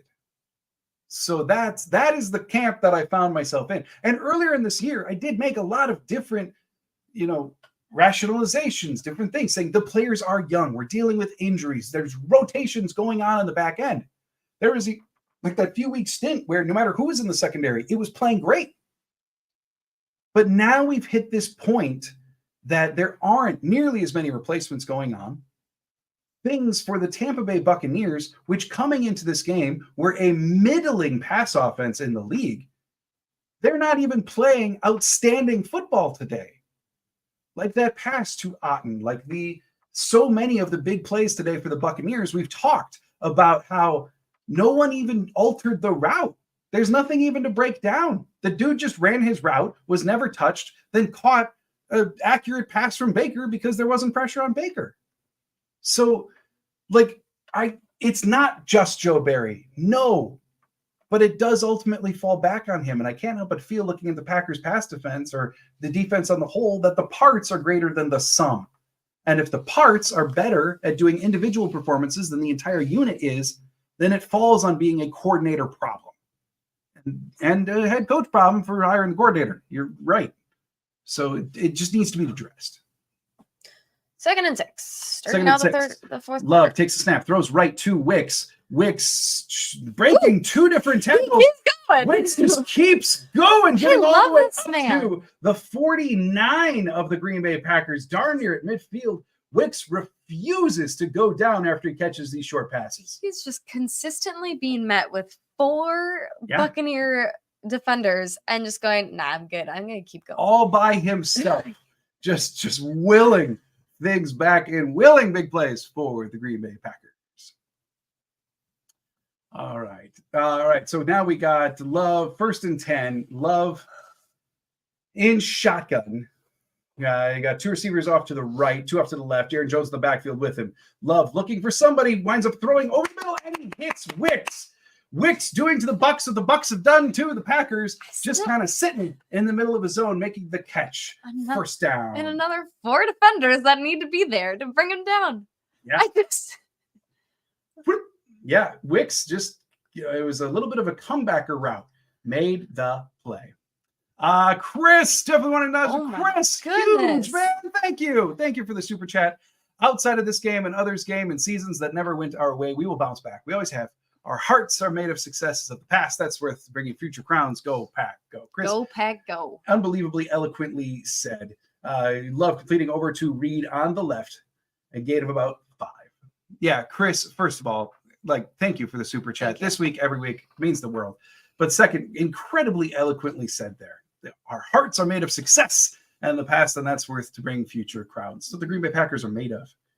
We have always been here for the last 100 years. The Green Bay Packers will continue to be here no matter what. And we can all rest our head on that. That's awesome. Thank you, Chris.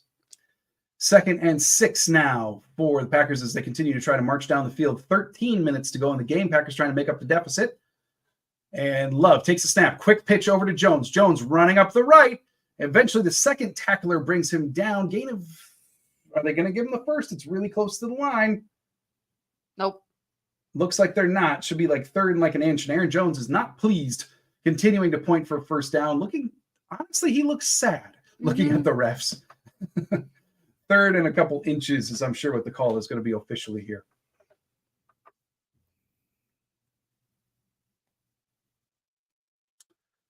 All right, so Love now. 3rd and 1. Oh, what do we got? We got a flag. And that looks like it's going to be called on the Packers. What? Oh, no. LaFleur threw a challenge flag. Okay. Okay. Oh, no. Oh, no. I mean, it's... Yeah. If he saw this one, like he saw the challenge last week of the... I mean... if you've got the challenges in your back pocket, I guess you use them. But a timeout in a 10-point game with 12 minutes to go, LaFleur has to be right here. You can't just freely hand over a timeout if you're wrong here. So, okay. Well, I'm going to hope he really got some good conclusive evidence that's going to be a first down. We're not going to burn a timeout with 12 minutes to go in the game. So, Pioneer, I just want to hit this here. Does Reed ever use his speed on deeper routes? I called for it. Even in the game preview, I said, they can't do the same jet sweep, only throw to Reed 2 yards down the field. Realistically, he's the guy left. If Watson's out, Musgrave's out, Reed is probably your next fastest guy in terms of being able to get down the field. So I want to see him get down the field. But today it's continued to not happen much. They seem very comfortable using him like a more traditional slot, doing a lot of the underneath stuff. And then emotional challenge moment from the Kebbles. Yeah, LaFleur did look fired up when he threw that flag. I just hope it was an informed decision, not an overly emotional one. And Roggedy's saying, yes, it's easier to replace one guy than 11 defense players. Yep. Let's hope the next hire might be good, but I doubt it because because Matt LaFleur has a bad record of hiring coaches, we just stuck. Yeah,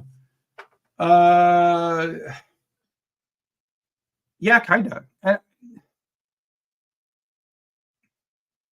Trying to think of how to say this, but at the last defensive coordinator attempt for Matt LaFleur, he offered the job to Jim Leonard, who turned it down. It's believed because Jim Leonard thought he was going to be handed the Wisconsin Badgers job. Then, of course, that didn't happen. Now he's like a senior analyst at the University of Illinois, and Leonard's just kind of hanging out there. So Joe Barry was his second choice. He also interviewed the other person that's believed to be the finalist for the job was Evero. Now, since he was passed over, Evero became the defensive coordinator of the Broncos, did brilliant work with the Broncos last year. Now has moved down to the Panthers as the whole Broncos staff changed. And realistically, even though the Panthers keep on losing, he probably has that defense overperforming to a certain extent. So at least in the defensive coordinator conversation, it kind of feels like LaFleur was there. Like he He was on the right path. Are you kidding me? We didn't get it. Didn't get it. All right, so that cost Packers a timeout. But on 3rd and 1, they do perform what looks like a QB sneak and get the first. But yeah, LaFleur's hiring record for coaches leaves a lot to be desired. No doubt about it. Apparently, so are his challenges. Yeah. Okay. Jones was adamant he made it. Yeah, he really was, but the refs do not agree. But regardless, Packers do get the first with the QB sneak. So 1st and 10 now for the Packers attempting the comeback train. So anyway, Raganese, at the end of the day, yes, I 100% agree. Hiring coaches is probably LaFleur's worst trait. And yeah. Love taking the snap in shotgun, handing off to Aaron Jones. Jones trying to find a seam up the right, and it's kind of there. Gains at least 4, but is brought down. 2nd down now for the Packers. 11:26 to go in the game. And LeKebble's cleaning up for the record. Yes, MLF did not want Pettin, but Murphy and Goody said they didn't want too much turnover. Yep, that is true. And at the time, the defense was kind of in an ascension under Pettin. So at the time it made sense. And then that ascension leveled off back. That is believed to be accurate information. Yes. 2nd and 7, Love taking the snap, fakes the handoff to Jones, but then throws to Jones as pressure was coming in. Jones makes the catch, tries to jump over a defender. Still, that was a lot of work to gain about 4 yards for the offense, setting up 3rd and a couple of yards left.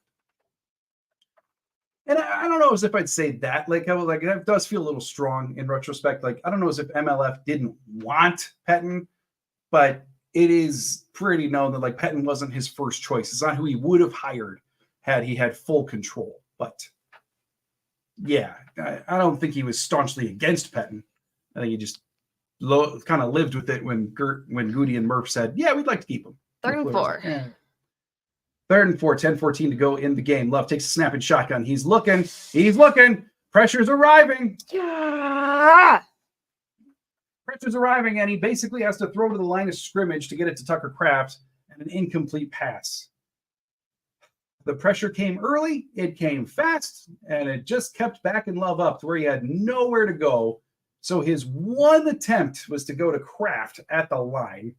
And then Kraft, even if Kraft would have caught the ball with Lavonte David on him, it was at the line of scrimmage, maybe.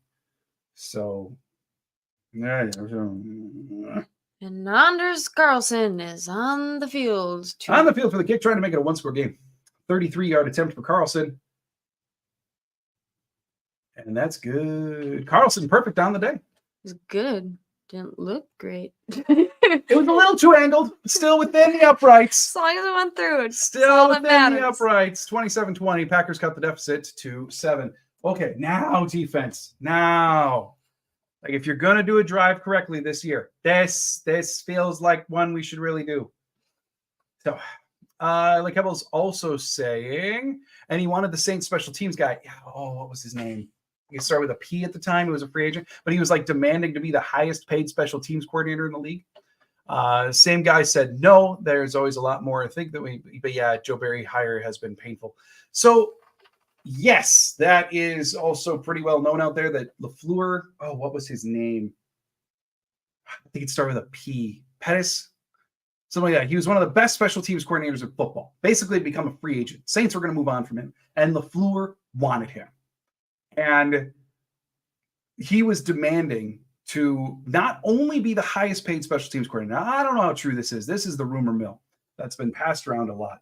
He did not, his family, he was in New Orleans for a long time. He did not want to come up north.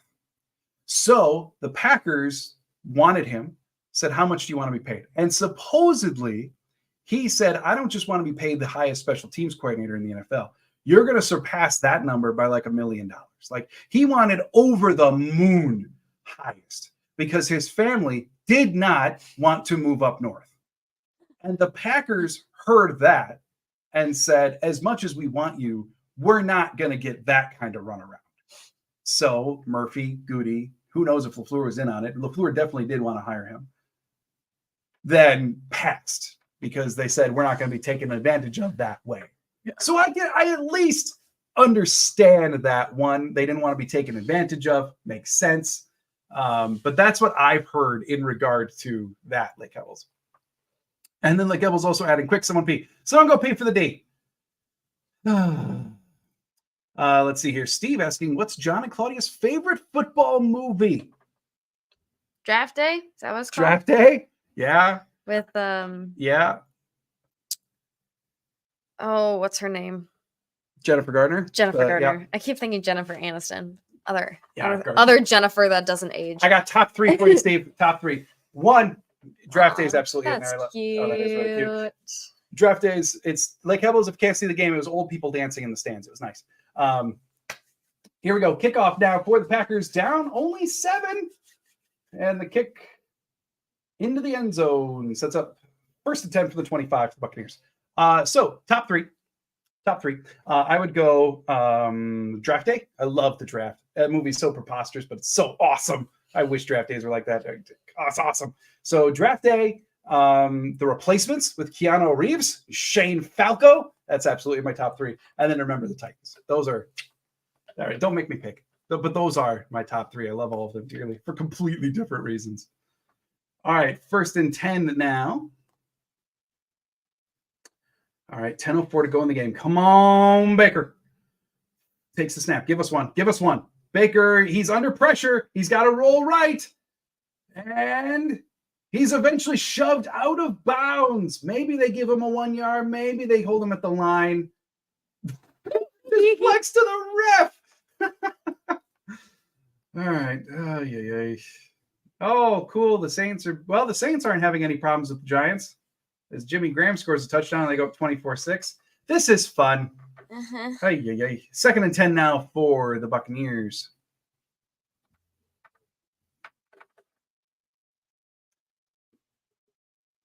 All right, Baker in shotgun.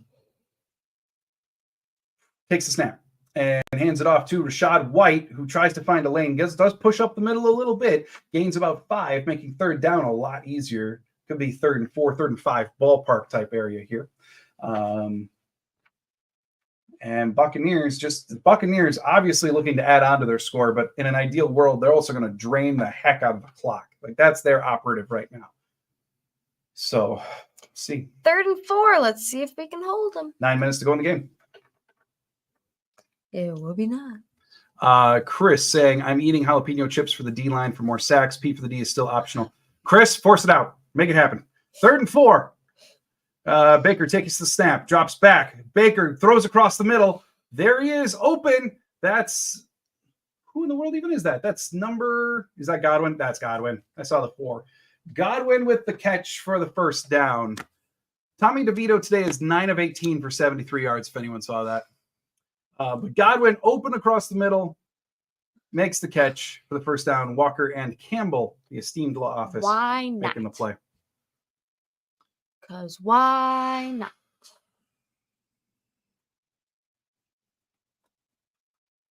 Eight 10 to go in the game. Pioneer. Now Valentine gets his pick 6. I'd be on for it. White with the handoff, though. White gains about 5 on first down. I'd be all for it, Pioneer. Let's do it. It would be nice. Time continues to tick as people are talking still about movies and stuff, but I do want to address here from Lake Evels. I heard about the not wanting to move thing. I slightly understand the over $1 million. I had not heard, which makes sense given I think that was around COVID time. Yep, no one had that money. Yeah, and that's kind of the deal breaker, right? Like if he doesn't want to move, cool, just pay him a little bit. But like with those demands of like, you're not just gonna make me the richest, you're gonna far outweigh it if you want me to move up here.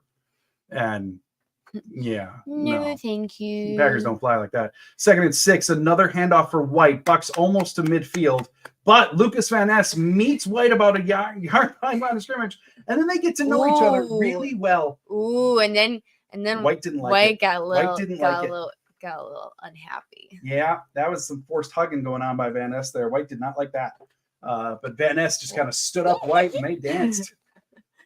Come on, White, are you sure down. You don't want to like throw a little punch or something to get yourself ejected? Right? Hey, Pacheco helped us out that right? Way. Like we can just make this a standing thing. 3rd and 4. 3rd and 4. Make the stop. The defense is playing way up close to the line. They're playing close to the line. 3rd and 4. Oh! Oh! Are you kidding me? Oh! Touchdown, Bucs. Who was that? Well, for sure, Campbell was in the vicinity. 52-yard touchdown. How dare you? How dare you? Jesus Christ. Are you kidding me? We actually almost within fingertips got the stop. So Campbell is in front of the ball. Who is that? Is that frickin' Nixon? I swear to God. I think that's Nixon. I think that's Nixon. Get him off the field. 2 weeks in a row. Be gone. Special teams demoted. Oh my God. 52-yard touchdown for the Bucs. Assuming the extra point here, that's going to put them up 34-20. 6:30 to go left in the game. You don't want to know the thing? The Packers actually played up to the line on that. All the touchdown is under review. I will say 1,000,000% that wasn't on Joe Barry. Like, that's absolutely no part of that was on Joe Barry. Yeah, he's in. I think they're reviewing to see if Ford did indeed get the ball knocked out before, but it looks an awful lot like he crossed the plane. That one unequivocally not on the coordinator. Not even a little. That was Nixon and Campbell forgetting that they're play defense and they should actually act like it once in a while. They're so used to it being a third down that they didn't think that they would have to tackle somebody before the line because they're so used to it being a catch after the first down. Got to do a little brain switch there. I actually wouldn't be shocked if that's part of it. Like they're just so used to it. Yeah. Oh, Jacob, did we win that challenge? I don't think it's officially. We're at break. No. We're at a commercial break, but I doubt it. It basically was like, because I know you probably can't see it, but like the receiver was slowing down into the end zone, not quite celebrating, but certainly slowing down, and Ford caught up to him and knocked the ball out. But I think reviewing it as a precaution, like it looked on the replay, like the receiver is into the end zone when that ball pops out. So my assumption at this point is that the touchdown will stand. It was just one of those receivers slowing down before he should have. And Rudy Ford came really close to being able to take advantage. Let's see. DeVito has run for 36, Barkley for 11. Oh, so the Saints are stopping the run too. 36 would be half the total DeVito had against the Packers. So, yippee. Great day to be a Packer fan. Peter saying Robert Saleh would be the perfect match for an XCD. Yeah, I know DC is the hot topic of the day. I just want to reiterate that play, not on Joe Barry. Like that, no. I actually really like the fact that Joe Barry actually called something closer to the line and more aggressive on that third down. Like that, we could do that more often and it may work more often. But the thing is, if you want to like reaffirm Joe Barry's beliefs in don't give up the big play, they just did. Like that's the thing. Like, because Joe Barry's whole principle is that if I have guys 12 yards off and we play cover 3, then there's no way we're going to give up 50-yard touchdowns. Calling on the field, touchdown. Yeah. Call okay, so it officially stands. The one time he calls a play up to the line and they get burned for a 52-yard touchdown, you have just completely reaffirmed everything that man believes. That guy, that is his first touchdown since 2020 when he was with the Seahawks. Yeah, we had David Moore for a couple of weeks as a returner before we found Nixon 2 years ago. He was 21. They signed him for a couple of weeks to be a returner. So that's what I'm saying. Like they have completely reaffirmed Joe Barry's beliefs and call everyone way off. Because that's Joe Barry's nightmare right there, is to give that play up. Well, we wouldn't have given it up if our players learned how to freaking tackle Keyshawn Nixon. Yeah, if that was Nixon, he is on my hate list right now.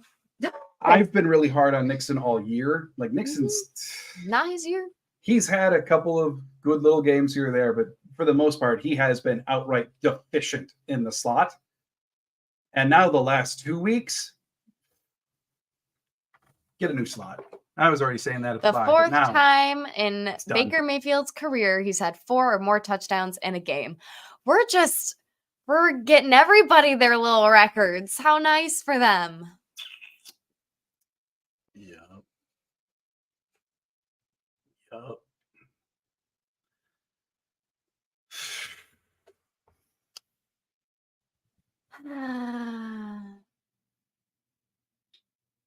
Bam. Nixon gets the kickoff off of a bounce, tries to do something with it, can't do anything with it. Nope. He's brought down to 22. My name is Steve, and my team has a problem. A problem? Hi, Steve. We'll treat that like group therapy. We'll just greet you. Get your confessionals out. Let's see. Packers defense. DBs cannot cover anybody, and the offensive line the defensive line cannot get to the quarterback, fire the defensive coordinator. I mean, the pass rush has gotten to Baker today, like not consistently, but they have made a number of plays. I'll give them credit for that. But Love now dropping back, throwing to Romeo Doubs, who got some separation on the comebacker. Gain of about 12 and a first down. 6:15 to go in the game. Green Bay down by 14. I think we're going no huddle. No huddle. Yep, no huddle. We're actually moving. Love completes a pass to Malik Heath. That's a gain of 9. Come on, keep it moving. Keep it moving. Under 6 to go. You're down by 14. Go no huddle. It's when your offense looks really good anyway.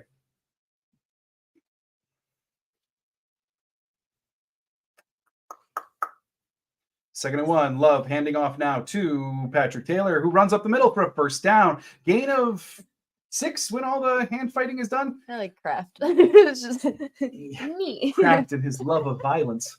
Right? First down there. His tweets are scary. Yeah, if you haven't seen them, Tucker Kraft's quotes are kind of terrifying. So Love now in shotgun takes the snap and he slings it to Tucker Kraft. Gain of 8. Brought down right before the first down marker. Come on, keep it moving and actually throw down. Let's really try to get vertical here. 5:07 to go in the game. Love again going no huddle. Patrick Taylor, the running back with him. Love, there we go, hitting Dontavian Wicks. Wicks fighting up to the 30. Another big completion for Dontavian Wicks. Keep her going. Sheesh, what a game. Atlanta versus Carolina. Atlanta has 7. Carolina has 6. And it's the fourth quarter. Yeah, Atlanta beat us this year too. 1st and 10 now for Love. Dropping back. Love stepping up in the pocket as pressure makes him evade. Woo! Love actually looked back at his pressure, which is generally such a no-no for a quarterback. But Love actually looked back at who was pursuing him and then went, oh, crap, and threw it away. I'm good. No, thank you. Like, you could see in Love's body language the exact second of, I'm screwed, and threw it. 2nd and 10 now for the Packers. All right. 4:37 to go. Packers sitting with the ball on the Buccaneers 30. Love takes the snap, empty set, and he's looking. Attempted to Kraft. Led him too far. Kraft wasn't where he thought he would be. Whatever. Incomplete pass to Tucker Kraft. 3rd and 10. Come on. 3rd and 10. Lake Kebbles. Reed questionable with toe. Please no shoot messenger. It's not your fault, Lake Kebbles. It's not your fault. We love you. I'm gonna be frustrated with you. Do Love shotgun again. Takes the snap. He's got a backpedal. Oh goodness. Yeah. And almost intercepted. Woo. That might have been scramble drill going on, but Melton and Love not on the same page there. Throwing into coverage there. I mean, Love got that snap and immediately started backpedaling. Woo! Melton fully extending, but the little guy just not tall enough to get up there and get that incomplete pass. Got lucky that went right through 35's hands too for the Bucs. Come on. I don't care about these people. 4th and 10. Ball still on the 30. Love in shotgun. Patrick Taylor again, the running back with him back there. 2, 1. Takes the snap. Bucs bringing pressure. Bucs bringing a lot of pressure. Love loses the ball. Bucs. Oh, okay. That knee nearly bent the wrong way. But Logan Hall for the Buccaneers is the one who comes up with the football. And that's Buccaneer ball. I mean, it would have been anyways, but. Yeah, I mean, whether it's a fumble, turnover on downs, however they call it. As long as they didn't get a touchdown on the fumble recovery, who cares? Whatever. Buccaneer ball. I mean, Merry Christmas. Love. Face mask. Where was the flag? Love had nowhere to go. Should have been a flag. Let's yell at the refs again. Yeah. Those were the good days. Yeah. All right. Let's say hi to you people because I don't like who's on the other screen. Let's see. 4:18 to go in the game. Baker takes the handoff. Hands off to Rachaad White, who tries to get around the edge off to the left-hand side, but is brought down by Corey Ballantyne and Lucas Van Ness. Chris, my name is Chris. My team is on the naughty list this Christmas. Hi, Chris. Hi, Chris. Yeah, they are. Rocket Knees saying, New Year, same defense. Truth. Jacob, kickoff return for touchdown, then pick 6. Easy. Okay. So now we just got to reverse the order a little bit. Mm-hmm. Pick 6, and then onside recovery, offensive touchdown. Easy peasy. Yeah. 4:13 to go. 2nd and 5 for the Bucs.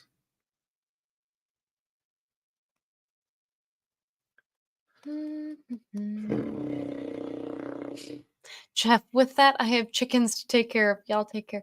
You too, Jeff. I hope your chickens are good. Thanks for stopping by.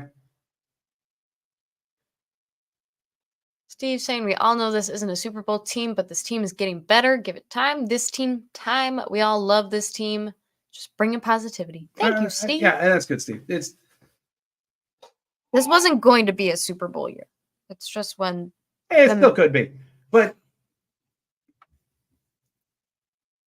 this is a very, very frustrating game, right? I think we all can agree on that.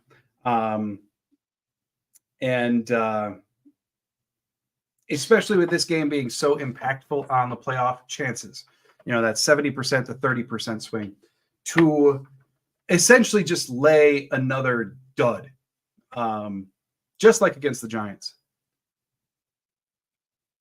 Playoffs are on the line, and this is how you rep yourselves.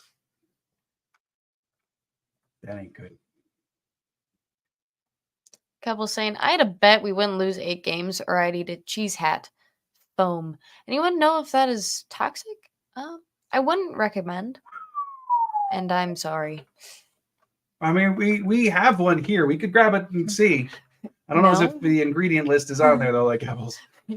All right, so Baker now taking the snap, 3rd and 3. Packers do crash on the run attempt for Rachaad White, so they do force a 4th down. 4 minutes to go in the game. It would be, I would think the Bucs are going to punt here and play the field position game, but maybe they'll go for it and really try to eke out the clock. LaFleur looks sour on the sideline. I mean, he shouldn't look peachy, that's for sure. Mm. Peter, my name is not Steve, and my team's going to have a higher pick for draft 2024. Boom. Come on, 3:30 to go, 4th and 2. We're continuing to show. There's the timeout. Okay. So the Buccaneers stop the clock with 3:25 to go. And Mayfield walking over to the sideline. Are they gonna punt? I don't know. Disappointing. Pioneer and the Bears are winning. Oh man, that's not good. Nick Knight saying, is it time to mention resting Kenny Clark's body and playing Jonathan Ford? Nick, Kenny even had a sack today. Nick, I love the devotion. If there is a Jonathan Ford fan club, you are not only president, you're emperor. All right, 3:25 to go. Baker in shotgun. They're going for it to try to end this. They hand it off to White, and White runs up the middle for a first down. I mean, why wouldn't they? Gains why would 4. you think that we would be able to stop that? Gains 4, first down. If it wasn't a run, it would have been a pass for way more than 2 yards. It would have been for 20, just to why not? Yeah. We stopped them. They called a timeout, and then they can just do whatever they want.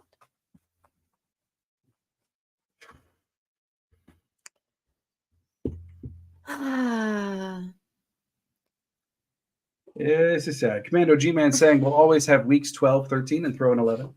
What a glorious stretch that was. All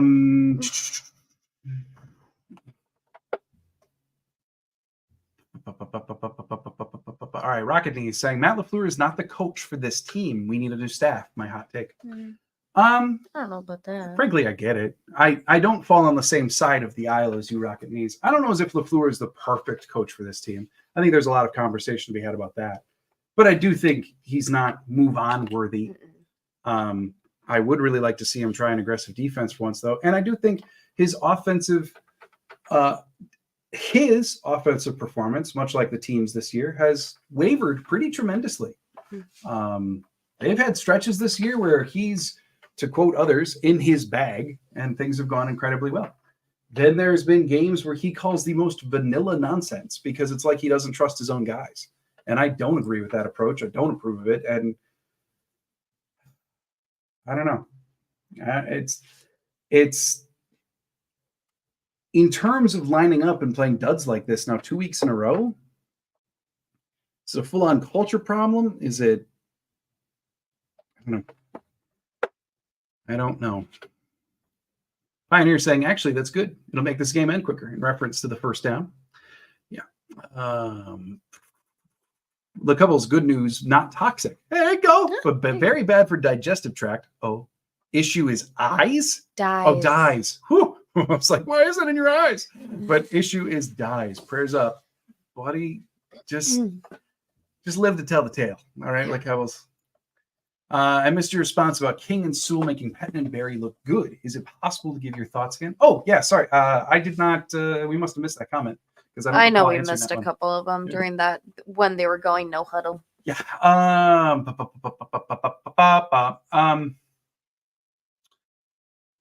trying to reference back to those years. I mean, Kevin King did play very well in 19. That was kind of before his continued injury-laden downfall.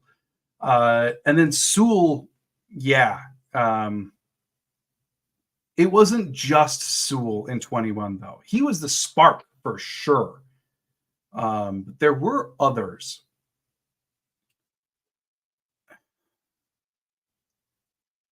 Again, it's a little bit of a chicken and an egg conversation because maybe without something in Green Bay, because before Sewell came to Green Bay, he was this practice squad journeyman. I mean, the Packers signed him off a squad, right? So without maybe like whatever he got in Green Bay, Sewell continues to just be a practice squad guy. We don't know. So it is a little bit of a chicken and egg to say that a player that plays for the defense makes the coordinator look good when maybe the coordinators helped the player figure something out. But what we can say is that thus far this year, we have not seen that single individual come out of nowhere and really contribute. Valentine, for the most part, has been great when pressed into duty. Valentine, as a 7th-round pick, is vastly outperforming expectations. We can say that. But it's still no lightning in a bottle type player for the Packers yet this year. And a handoff to Rachaad White. Oh, my Lord. Rachaad White on 2nd and 5, after the 2-minute warning, breaks through the line, breaks multiple tackles, breaking through the line, and runs all the way up and winds up sliding to continue the clock. He could have ran for a touchdown. Instead, he slides to keep running the clock. Fantasy owners of Rachaad White everywhere are terribly upset. Slides down at the 10 to give himself up. Miserable goats. No, like I said, no matter what the offense is ranked, our defense will make them look like world beaters. This is certainly one of the Bucs' best performances of the year. No doubt about that. Same with the Giants. Mm-hmm. Peter, as we say in French, c'est la vie, les amis. I don't remember what les amis is. Is it, I know c'est la vie is roughly translated to like, it is what it is, or well, that kind of thing. But this, maybe les amis, friends, something like that. Anthony, hey Anthony, I don't think we said hi to you yet. On the bright side, we all could be Panthers fans with tickets for a couple of bucks.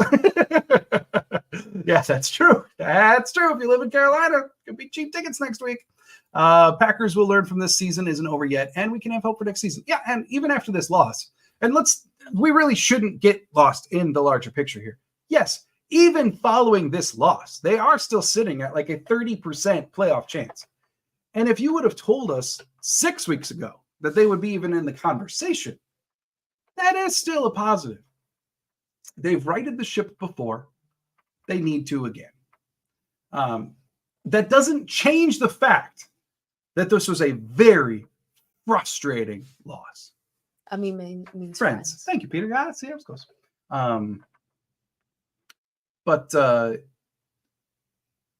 Very, very frustrating. But in the larger scope, this team is 2 games off of 500 with games to go and still sitting at about a 30% chance to make the playoffs. And realistically, of the teams left on their schedule, because up next they've got Carolina, Minnesota, Chicago. So of the teams left on their schedule, this was realistically the most difficult game left. Now we'll see what they got against the rest of the 3. I know. I'll ask a data scientist hello to you, my friend. Bucs own Lambeau. I don't like it, but not true. So here's what it is. Rocket knees now. I follow Packer great Mike Wall. Oh, yeah. Mike Wall's pretty good at what he does, that's for sure. I think thinks Matt LaFleur stuff doesn't train players. Coach would be better. How can we still be so bad at tackling? This is going on for years, my friend. You're right. And I remember when Joe Barry was first hired, I think it was especially going into last year, like the emphasis for a while was Joe Barry teaching tackling. Like I remember the huge thing about him was like he even tackled himself in like a defensive meeting room or whatever. And it was like that was Joe Barry's thing. No matter what, this team is going to tackle. And then they still can't tackle. Mm-hmm. So, yeah,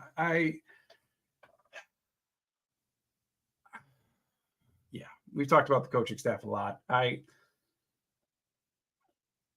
think offensively, there probably is. I worry about the O-line to an extent, but like Tom Clements is absolutely a teacher. Like there's no doubt about that. Ben Simmons is very highly regarded as running back coach league-wide. So I think you have individuals, but on the whole, I wouldn't be shocked if that were a struggle for him. Yeah, I think offense is better than defense in that regard. That's what I would say. But David saying, much enjoyed your call, John. Your wife's expressions are priceless. Thank you, David. Really appreciate that. Joe, terrible day for the Packers and terrible day for my fantasy teams. I need a drink. You guys are great. Thank you again. Well, thank you, Joe. All right. And let's see. Last one before we hop off. Anthony saying, yeah, I literally stepped in during the no-huddle, John. Oh, okay. Okay. So you got here. All right. But glad you made it. Like Pebbles, now they're coming in. Now I'll answer Pebbles. Like Pebbles, I would hate it, but what are the odds Jaws traded during the draft? Not high. The finances there are make that pretty close to prohibited. Maybe I'll talk about that a little bit this week, like Pebbles, especially if you're there on Wednesday for the live Q&A and ask that question. I'll just look up the numbers. But the numbers don't favor that in any way. Peter, let me wish you and your family a joyeux Noel. Very, Merry Christmas.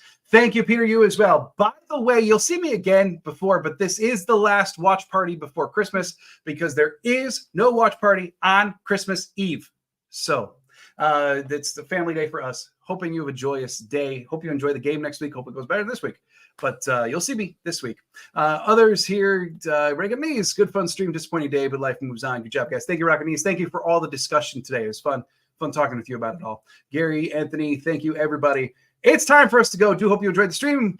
Maybe not the game, but at least the stream. We'll see you soon. I'll be back tomorrow with a reaction video and then Wednesday for our Q&A. Hope everybody's doing well out there. And as always, no matter what, as always, go Pack, go.